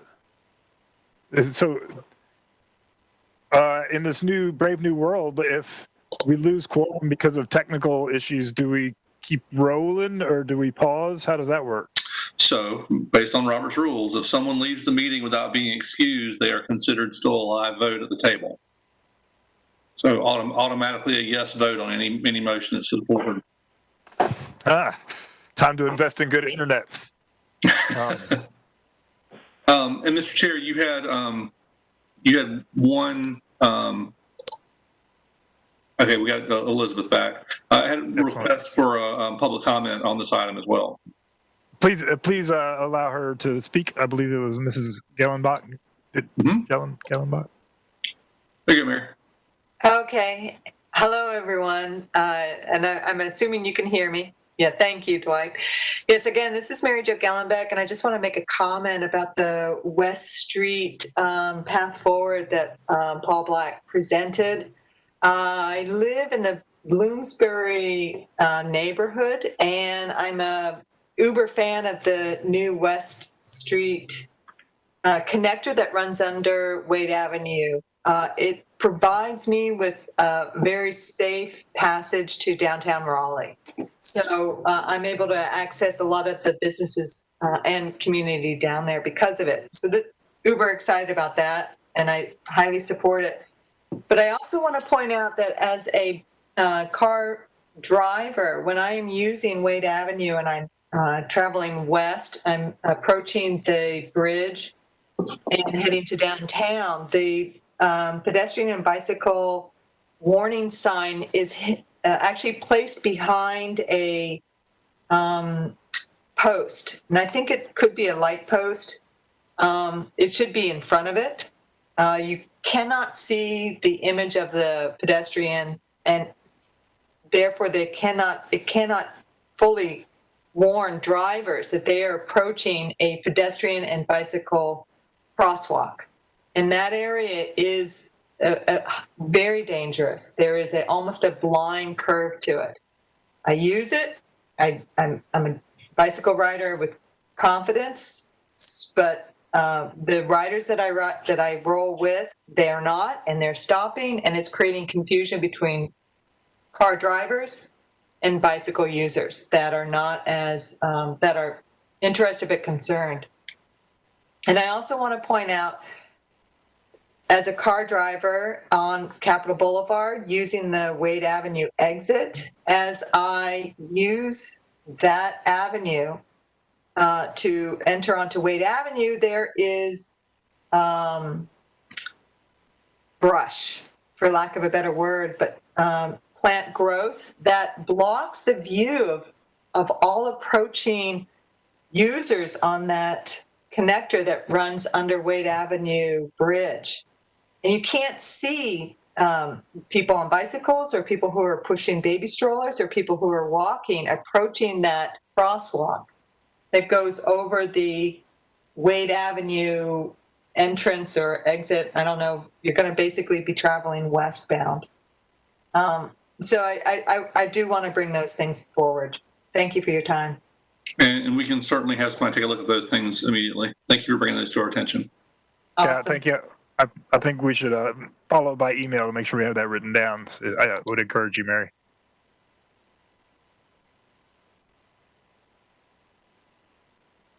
Okay. I had one question, Paul, if you don't mind. I was wondering, so if you would just give me the rundown on what's up for St. Albans, because I'm personally interested. So it's conventional bike lanes for the western half, and then somewhere around the road that's named for the church, it converts to separated bike facilities for the rest of the way east. Okay, so would that be a in-road separated facility are we looking at? Yeah, I think there's buffered bike lanes there now, and it would simply be a matter of putting the bollards into the buffer like we've done on Crabtree. Okay, and they'll be taking the parking out from in front of the residential area there, the apartments, condos, whatever they are, to get the standard bike lanes in? Is that where that standard bike lane will? I have to go look at that. I thought we had buffers all the way down in the part that we could do. I was perusing the maps, and there was a standard bike lane as in one of the maps for the small little section there, like right in front of the Harris Teeter, it looked like. Oh yeah, that's conventional. Again, it's not until you get up to the church property that it converts. Right. I was just, okay. Thank you. Yeah, I'd love to get them all the way to Harris Teeter, but there's a lot of conflict and not a lot of room to work there. Yeah, it's narrow there, but it's not very uncomfortable. I cannot see video for a lot of people, so please speak up or let Eric know through the chat if you have a question. I've also had a request from Jonathan Powell to speak on this item. I think that would be appropriate. Be happy to reset my timer. Hello. Thanks for letting me talk again. First off, I just wanted to say thanks for all the hard work. I think in general, the bike plan, like the changes make a ton of sense. They add connectivity, and our shift towards more separated bike lanes is great. And I think it's the direction we should be going. But I also just want to sort of like state that the fact that we achieved so few of our projects and staff had to like beg and plead for every bit of bike lane on every project, which I greatly appreciate, is like a failure of the city to appropriately fund bike infrastructure. And we've just gotten a little bit of funding for it that's dedicated to bike infrastructure, but getting bike lanes anywhere is not the same as having a plan and dedicating funding to make sure that the plan that will achieve good bike infrastructure works. And I don't think that should be lost in the fact that we have to change this because we haven't achieved any of the projects. is that the city needs to dedicate funding to bike infrastructure so we can make the changes that staff believe is important to make biking a good thing in the city of Raleigh. So I don't want us to forget that when we're making this plan, that while staff has done an amazing job of getting paint on the ground and getting what we can get, like, we've completely underinvested in bike infrastructure over the past period of the bike plan that the city of Raleigh laid out, that this is what we're trying to do for bike infrastructure, and then failed to achieve most of it. So I think that should be reflected in some way, that we need city council to understand. I know right now it's not really the time to ask for money, but that there needs to be more funding if we want to achieve what the city has said it wants to achieve. All right. If I can respond, Mr. Chair. Please do. I think you're absolutely right in terms of it's very bad optics when we only deliver 2.25 projects in 5 years of a 10-year plan. The irony, though, is we've delivered a bunch of great projects around the city. Most of them are side paths. Most of them are going in with larger road projects. And that's one of the things that we hope to correct with this update, is getting those capital projects in so that we can get the credit for those projects. And again, I look at Buck Jones Road and the bike lanes that went in there. I look at some Hillsborough Phase 2, the Pullen Road extension. We are getting these things on the ground. They just weren't in the plan, and that was part of the disconnect we're trying to fix. So we've got a bunch on tap in the next sort of 2 to 4 years that will be coming online, projects that you've seen at BPAC that have been in design, things like Barwell Road and Pool Road and Old Wake Forest, which is one you should see here in a couple of months.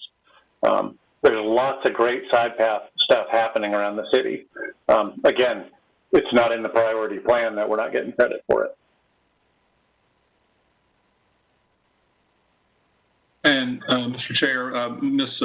Gellenbeck has asked to add one more quick comment. I don't see why not. I would like to hear from her, please. Thank you so much.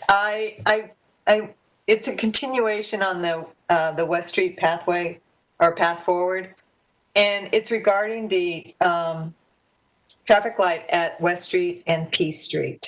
And I understand that is dictated by NCDOT, but as a bicycle rider, it's a very difficult intersection when approaching P Street because it doesn't recognize bicycle riders. It creates a very long wait, and we end up using the pedestrian peg button in order to activate a traffic light. And I'm an experienced bicycle rider, so I can maneuver very quickly, but those who don't, we need to be able to acknowledge the value for traffic lights in downtown Raleigh so that they don't favor car vehicles, that they favor a very balanced wait time for all users. And that P Street exit has changed dramatically when they relocated the exit ramp off of Capitol Boulevard to Johnson Street. It's no longer feeding right into P Street. It has a different path route. And I think it validates merit for us to examine the traffic lights on P Street so that they do favor all users of the roads. So thank you. That's what I wanted to add. Thank you. Susan Hatchell here. Dwight, I guess you can't see me because I did have a quick question. Please go. That was for Paul about this whole thing in the Greenway Master Plan and how it's being updated. And are you staying involved with what's happening with greenways and how all this ties together? Always. I'm on the technical committee for that, and I think we've got 2 BPAC members. Well, you and Dwight, if I remember correctly. And yeah. That's Nick. And Nick. Sorry, Nick. Again, I'm trying to really stay at the technical level and make sure that I don't interfere too much with their turf, because greenways do a lot of things. Transportation is one piece of that. It's one that council has said is important. But I'm trying to really focus on a couple of things. From my perspective, a big one is where the greenways touch our on-street system and making sure that those transitions are safe and as seamless as possible. The other one is looking at having Parks and Rec adjust the official hours so that they can accommodate commuters and potentially do some striping or lighting to make it safer for folks if we do open it up after dark. Those are my two biggies. There's probably other little things that I've been working with Parks and Rec staff on, but those are the two that stand out in my mind. And then I look for really bigger picture stuff to come from the commissioners and not from staff. So if there's something I should be doing, let me know. Okay, thanks.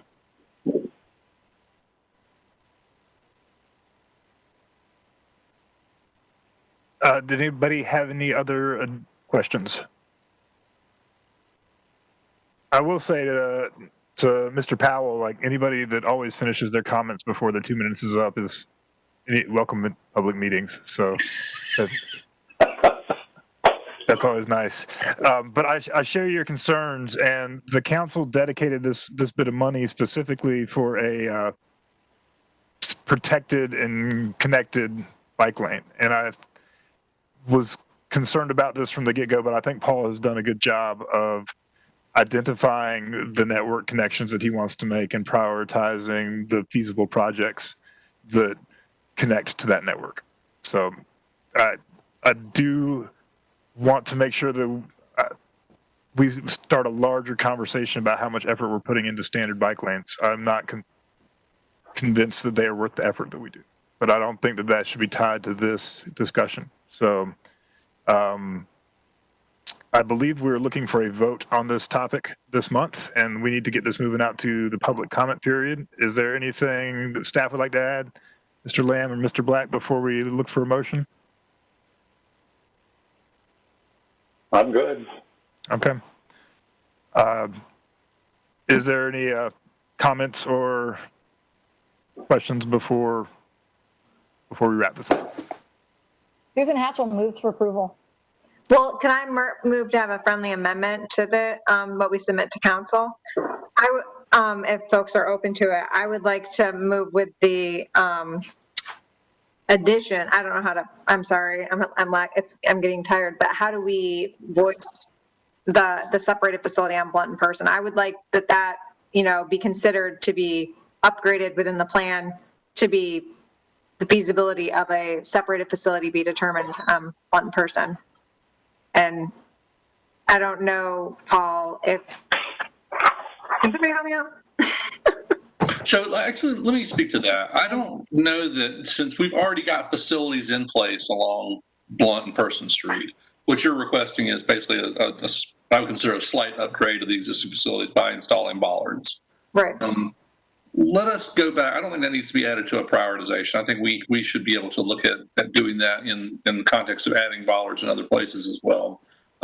If you'll let us look at that and bring something back at an upcoming meeting, and we can look at where it is specifically we can add those bollards, because as Paul said, there's some spots in the corridor that are a little bit challenging, but we can do that assessment and bring that back and show you what it is we can deliver. Sure, and I would say that it would probably be in the context of having, that's a very fluid corridor, I know, with the considerations of BRT and all these other things, but, done in concert with the engineering project manager that's facilitating that process and had already done the public comment period inquiring about the separated facilities. I think that would be a good next step. So I can approve this as it is then, I guess, as long as understanding that would be an iterative part of the conversation. Did you just second my motion? Oh, I'll second it. All right. Well, then we have a motion to endorse the plan as is and a second. So I will ask for all in favor to say aye as they're called out. All right. Dwight Otwell? Aye. Elizabeth Alley? Aye. Kari Barsness? Aye. Liz Hester? Aye. Mary Sell? Aye. Nick Neptune? Aye. Aye. Thank you. That is unanimous. Hey. All right. Oh, I'm sorry. Ms. Hatchell, please pardon me. That's okay. I don't know why I'm not alphabetical, but I'm okay. It looks like it's alphabetical by first name. Is the way it's showing up in WebEx. All right. Well, that looks like it passed unanimously. And Paul, I would like to thank you for all your hard work on this. For those of you that haven't been in the bicycle planning committee, he has produced somewhere upwards of like literally hundreds of maps, and scores and spreadsheets and databases, and it made my head spin. Yeah, I'd like to second that. I was looking for the clapping emoji that they have on Zoom, but it was a lot of work. So can I just get clarification? Will this receive any public comment as it currently stands, or what are the intentions there? Yeah, certainly if we're going to take anything to council, we want to have it go through some sort of public process. I think the question that we've had in terms of timing is, are we comfortable putting some of these projects that are currently not priority out to the consulting firms to get things started for the spring repaving and marking season? We'll continue to keep you updated on that and where that goes. But Eric, I know that having direction from BPAC is the most important first step. Because if you guys don't like it, we don't have anything to go forward with. All right. Well, unless there's anything to do with that, I think we'll be moving on to our other business. For Hardemont and Mill Burney Roads, bike lane implementation has been dealt with for now, I believe. We've moved the Mill Burney Road on, and we're going to talk about Hardemont next month. And so we have reports, and the first up will be the chair report. And I was going to, real quick, if I can interject, did we need to have a vote on Mill Burney? I'm trying to think, when we do the repavings, we usually get a recommendation to move forward. I would be just happy because it's going to go to council. Yes, Vice Chair Alley. While I am ready and enthusiastic to vote for it, I am concerned there was a little glitch in our public notification, and I'm not sure it would be prudent for us to vote right now without this being noticed fully, properly. I think that's fair, and I'd be happy to hear what Commissioner Sell has to say on the item. It was another month. Is that okay? Do you think that that's fair to wait? Yeah, I just was saying that I think it is realistic to uncouple Mill Burney and Hardemont at this point. But okay. Yeah, I think if we aim for November for Mill Burney, that would be fine. Great. I mean, the alternative is this the end of the road, or does it have to go to another step to council? Yeah, so ultimately, we still have to go to council whenever we amend the traffic schedule, which is what we have to do for parking. And in this case, it's two pieces to Mill Burney. Mm-hmm. We have not prohibited parking in the new bike lanes that were done as part of the traffic calming. So just like we do on repaving, that's what that process would look like. The other half is dealing with the legacy bike lanes on the older section to the east. And that is currently in traffic schedule 26B, where it allows parking in the bike lane. And we would be removing that exception. So it's two pieces to that puzzle. Luckily, there are no markings that have to go down. So from a seasonality perspective, once we get a recommendation from BPAC, we can go straight to council. And then once council does it, we can tell our sign crews to put it on the docket. Would we not be putting the little bicycle symbol down on adding a little bit of paint? I think in terms of Mill Burney, it should already be there. Some of them may be quite old. It's done. I wrote it today. It's Mill Burney, yeah. Mill Burney. Is that what you're referring to? Yeah. It's very clear. Right, and I'm a little confused by Mill Burney. Is it because we're dealing with the legacy lane there? Is that why this is becoming a bigger question, Paul? Not necessarily. I don't know the history of the legacy lane, but obviously if it ended up in Schedule 26B, there was some kind of opposition back when it was put in. At least that's my assumption. And then the rest of it is all just brand new that went with the traffic calming. And in terms of the public survey that we did, you'll see there's a lot of criticism of traffic calming from some of the people that were not happy with the project. That was a petition process, though, and the neighborhood did vote for it. So you'll see some of the comments are not necessarily aimed at the bike lane or the parking. They're aimed at the traffic calming measures. So just keep that in mind as you review that. All right. Well, I believe that we had that issue settled for now, and we will take it up again next month. We will see it next month. Great. All right. I will keep my chair's report short. I know that all of you guys watched the city council last week and saw the work plan get accepted. So I won't speak long about it, but I'll gloat a little bit that they didn't even want to really hear much about it because they're like, we're just ready to vote. Unless you got something special to say, just get out of the way because we're busy. But I did make them listen to a few of our accomplishments from last year. And then they voted to accept the work plan with 2 amendments. They would like us specifically to partner with the Parks and Recreation Greenway and Greenway Advisory Board on greenway safety and on the Greenway Master Plan. Oh, wow, look at that. It was prepared. There we go. So we will figure out a way to work with the Parks Department and talk about the Greenway System Master Plan update. We currently have 2 representatives that are at the meeting, but this will give us a more detailed look and a chance to speak more closely with the project designers. And we are also been asked to collaborate about safety on the Greenway system with the Greenway Advisory Board.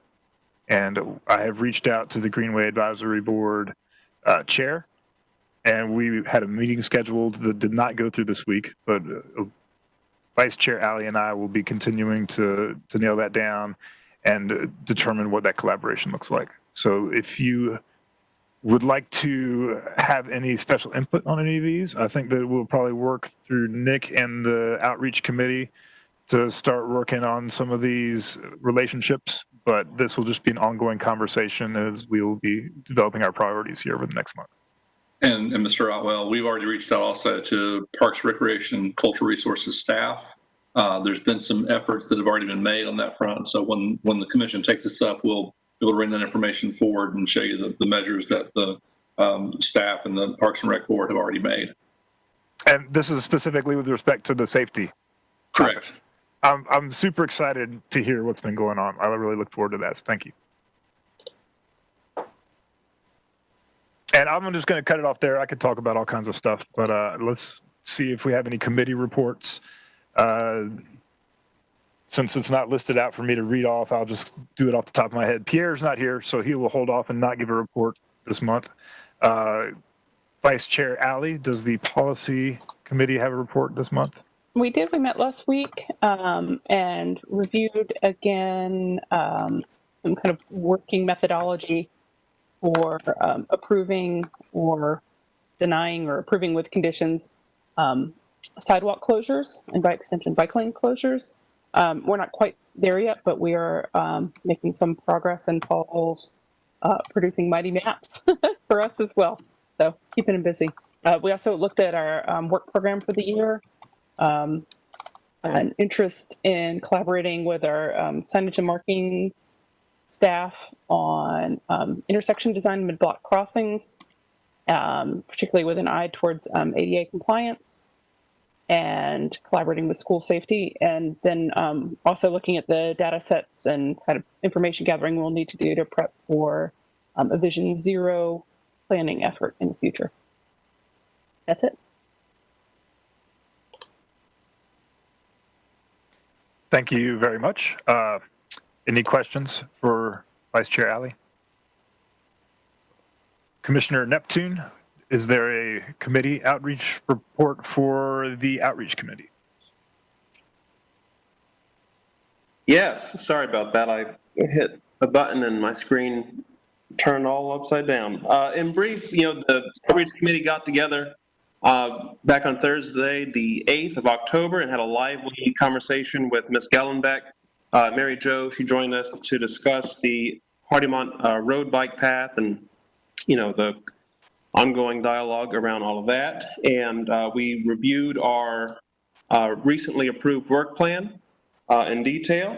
And well, we also invited Mr. Fern, Mickey Fern, to join us today. And I was really glad, of course, to have him along with the rest of the commission hosting him to have a conversation around engagement and equity and the role that BPAC can play in encouraging that in our city. So yeah, a good meeting all the way around. And of course, the chair, Dwight, you were able to join us, which was very nice. Appreciate you being there with us. And yeah, that's about it. All right.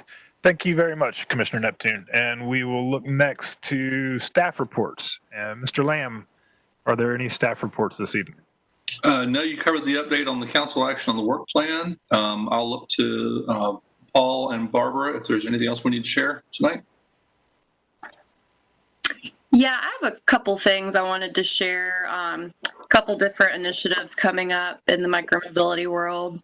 So for Election Day, we have been working with our bike share and scooter operators to do some sort of subsidized ride to help promote accessibility to the polls. And so Gotcha will be partnering with the North American Bike Share Association for their Roll to the Polls initiative. They're offering free rides to polls on Election Day with the premise of helping people overcome transportation barriers. And then the promo code for that will be Vote 2020, and that will be on November 3rd. And then Citric Cycle will also have its own initiative. They'll be promoting Dollar Day, which offers $1 day passes, as opposed to the original $6 that it's usually marked at. And then rides will be extended from 45 minutes to 3 hours in order to help people gain access to the polls and wait out those long lines. And then I also wanted to give just a quick little update on ridership for the past couple of months. Ridership for Gotcha scooters increased about 400 total trips between between July and August. We saw about close to 4,000 total trips taken in August. And then it dipped down a little bit between August and September by about 1,000 trips, which I would probably attribute to the days getting shorter and the weather itself getting a little cooler outside. But we're still seeing really long average trip duration. We had 17.4 minutes as the average in August, and then 16.7 minutes is the average in September. This was slightly lower than what we saw in the summer months, but again, with the decrease in total trips taken a little bit, that's naturally going to happen. And then for bike share, we saw a total of 4,500 trips in August, and then around 4,300 trips taken in September. This compared to this time last year, that's a little bit lower, but it is up from the peak summer months of June and July in 2020. And then we are also still seeing really strong average trip duration increase, as August saw 71 minutes as the average trip duration, and then September saw 61 minutes as the average trip duration. This again is increasing from our peak summer months. And so that's really good to see that people are still using this as a recreational tool. And then I also wanted to point out that the average trip duration for the past 2 months was 2.5 times higher than this time last year. So you can really tell how the usership has changed during the COVID months. That was all I had, so thank you. Can I say something? First off, that is awesome about the subsidized rides and for free rides on Election Day. And if there's anything that we could maybe think about in the coming years is how to do that for early voting. But that's such an awesome use of a system that you've put in place. So just congrats on that. I think that's really important. So any way that we can help encourage civic engagement in any faction is great. Absolutely. I was really appreciative of our operators coming up with the ability to do that, and then, helping promote it on their own terms, and then, us doing the same as well. So. Are there any questions for Ms. Godwin? I would like to say that I think that it's been great to have the Citric Cycle as a resource throughout this whole ordeal. I think it's been really great for the city and been doing a wonderful job. Thank you.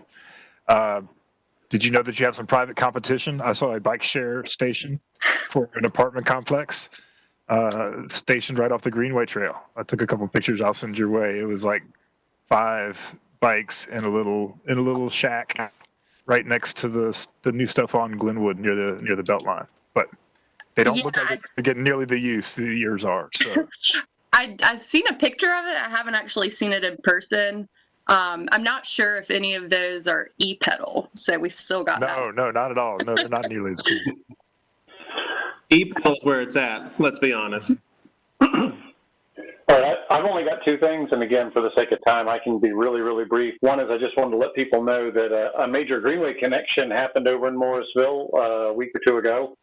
Underneath the railroad bridge at NC 54, you can now travel west from the Black Creek Greenway on Crabtree Greenway in Cary, continue west onto Hatcher Creek. You used to have to get on to NC 54 and turn left at the light on the Morrisville Parkway.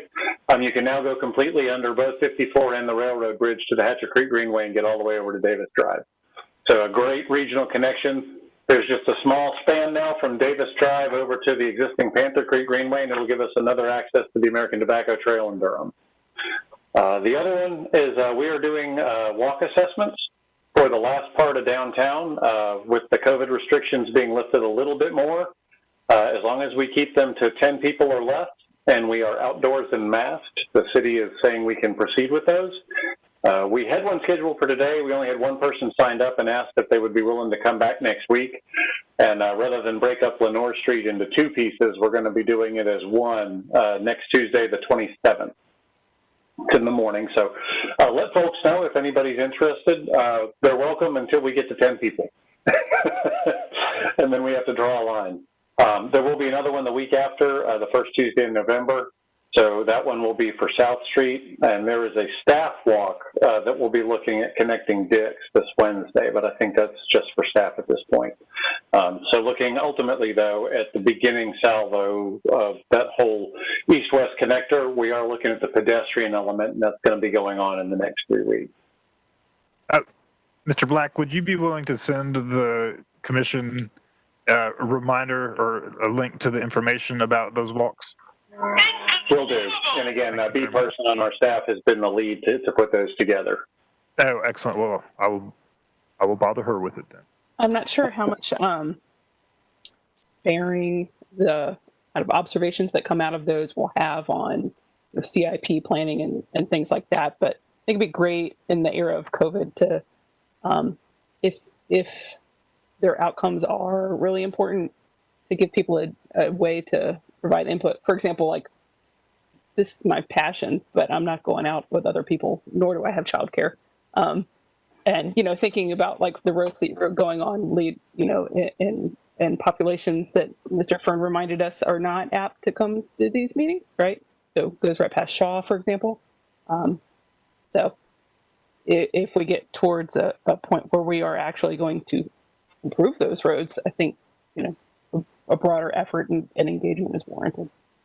Yeah, so right now the deliverable for that is simply to take all of the findings that we have from Martin Street going down to South Street, take all those findings and put them at least into the same format as what went into the official plan that the state paid for north of there.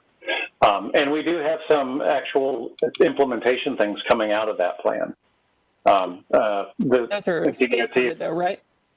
Yeah. Some of them may actually be implemented by the city. The plan was state funded, but some of the implementation strategies are going to be ours. I'd love to learn more about that.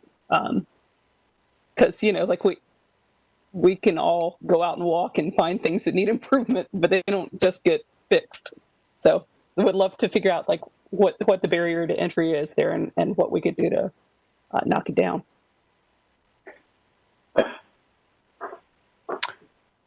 All right. If there is nothing else, I believe we will move on to general board comments. And I would encourage commissioners to keep their general comments brief as we are getting kind of late. And I have nothing. Susan Hatchell. Ms. Hatchell. I do have a couple things I do need to talk Please. about. One is the Greenway Master Plan. I'll give you a quick update on that. And the other is that because back when I was chair, I was asked to be on the technical advisor team for the community-wide climate action plan, better known as CPAC. And you'll remember a representative came to speak with us about that quite some time ago. I'll just make it really brief, but one of the things that the whole CPAC is looking at is that just as your zip code and COVID, people of color are most affected by COVID, people of color are most affected by climate change as well, in that they are out waiting for buses, perhaps. They're often in jobs that might put them outdoors during the day, that kind of thing. So 55% of the city, let me back up. The city has a reduction goal of 80% of greenhouse gas emissions by 2050. And the base year is 2007. So 55% of the emissions are from buildings and energy, and 42% are from transportation and land use. And so transit is very important in this, in that the environment and social benefits of transit would be, very good for both of these things. I'm clicking again. Right now, that was the last meeting. Phase 3 is implementation. And I just want to read for you really quickly, since we were talking about equity a minute ago. The city of Raleigh is committed, this is the equity statement. The city of Raleigh is committed to establishing and advancing an equitable community for all. Because we know that race is the primary predictor of a person's outcomes across all social indicators and societal systems, the city of Raleigh will prioritize racial equity, dismantle the policies and systems that have created and sustained these inequities. Inequities in our system and policies are costly and limit positive outcomes and quality of life for all of us. When we achieve racial equality, all people in Raleigh will benefit from a more just, equitable system. Raleigh aspires to be a model for equity in local government. So at any rate, the Climate Action CPAC group is very committed to incorporating equity as part of the climate change for the city of Raleigh.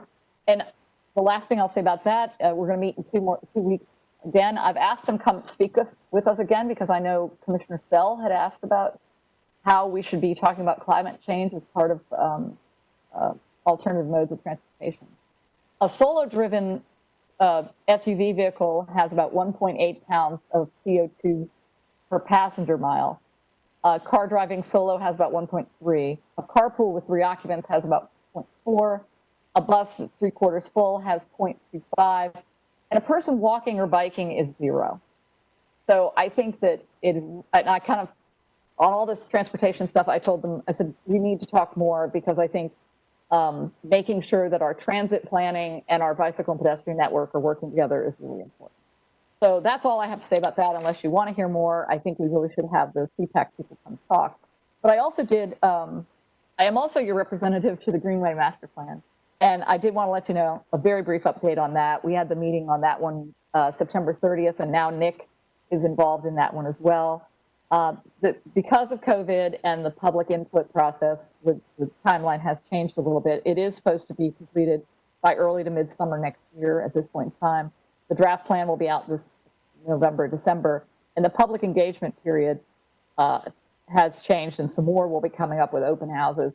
And just as Mr. Fern said, one of the biggest problems they had during public engagement was really not getting a diverse or broad group of people showing up. Some key findings were the sidewalk gaps may limit pedestrian access to trails. At-grade crossings may benefit from updated crossing design treatments. Connections to transit are limited. Comfort station and lighting could benefit users at near access points, and wayfinding could be more robust in more important decision places. As we all know, the greenways are limited pretty much to stream corridors. And the development guidelines really maintain that they will stay there. The good news is for everyone on this committee is that pretty much everybody on the Greenway Master Plan group totally agrees that greenways should be looked at as a transportation alternative. And that is a different kind of animal, and the need for sidewalks and bikeways and other things connecting them east, west, and various places where there are no stream corridors. But they are looking for opportunities for more incentives and to help developers want to do that. there was a lot of updates about how people are using the Greenway, how they're accessing the Greenway. I won't go into the details of that. Like I said, I think it's really encouraging that the whole committee sees active transportation as a really important part of the future for the Greenways, and how to connect that up. So let's see. I think the prioritization criteria are Greenway access, equity, public input reinvestment, public input new connections, transit, park connectivity and user experience, and active transit. So lots more will be happening coming up, which will be virtual open houses, there'll be live sessions, on-demand content, Parks Board will get an update, City Council will get an update, and I've been assured that DPAC will get at least one more update, possibly even 2 updates as the draft plans develop. So it's all going, I think, pretty well and a little bit off schedule, but I think we're getting there. Thank you, Commissioner Hatchell, and thank you, Commissioner Neptune, for attending the Greenway steering committees. And we look forward to talking to the climate, what's the P for? I'm sorry. Plan. I think it's Climate Action Plan. Climate Action, the CAPC. Oh, great. I wrote it down wrong. Climate Action Planning Committee? We'll work it out. I moved away from my screen here. So I believe that is all the board committee reports. I'm sorry, that was all the general board comments, unless there's any more. Anybody have any comments? Upcoming events, we've already talked about a couple. Does anybody have any more upcoming events to get on the record? That was quick. And now we'll have the confirmation of the next BPAC meeting will be Monday, November 16th, 2020 at 6 p.m. Everybody good with that? Great. I'm seeing nodding everywhere. And with that, let us adjourn this meeting. And I wish you all good luck and have a good night. Thank you. Have a great night. Thank you. Bye. Good night. Bye. Everyone. Bye.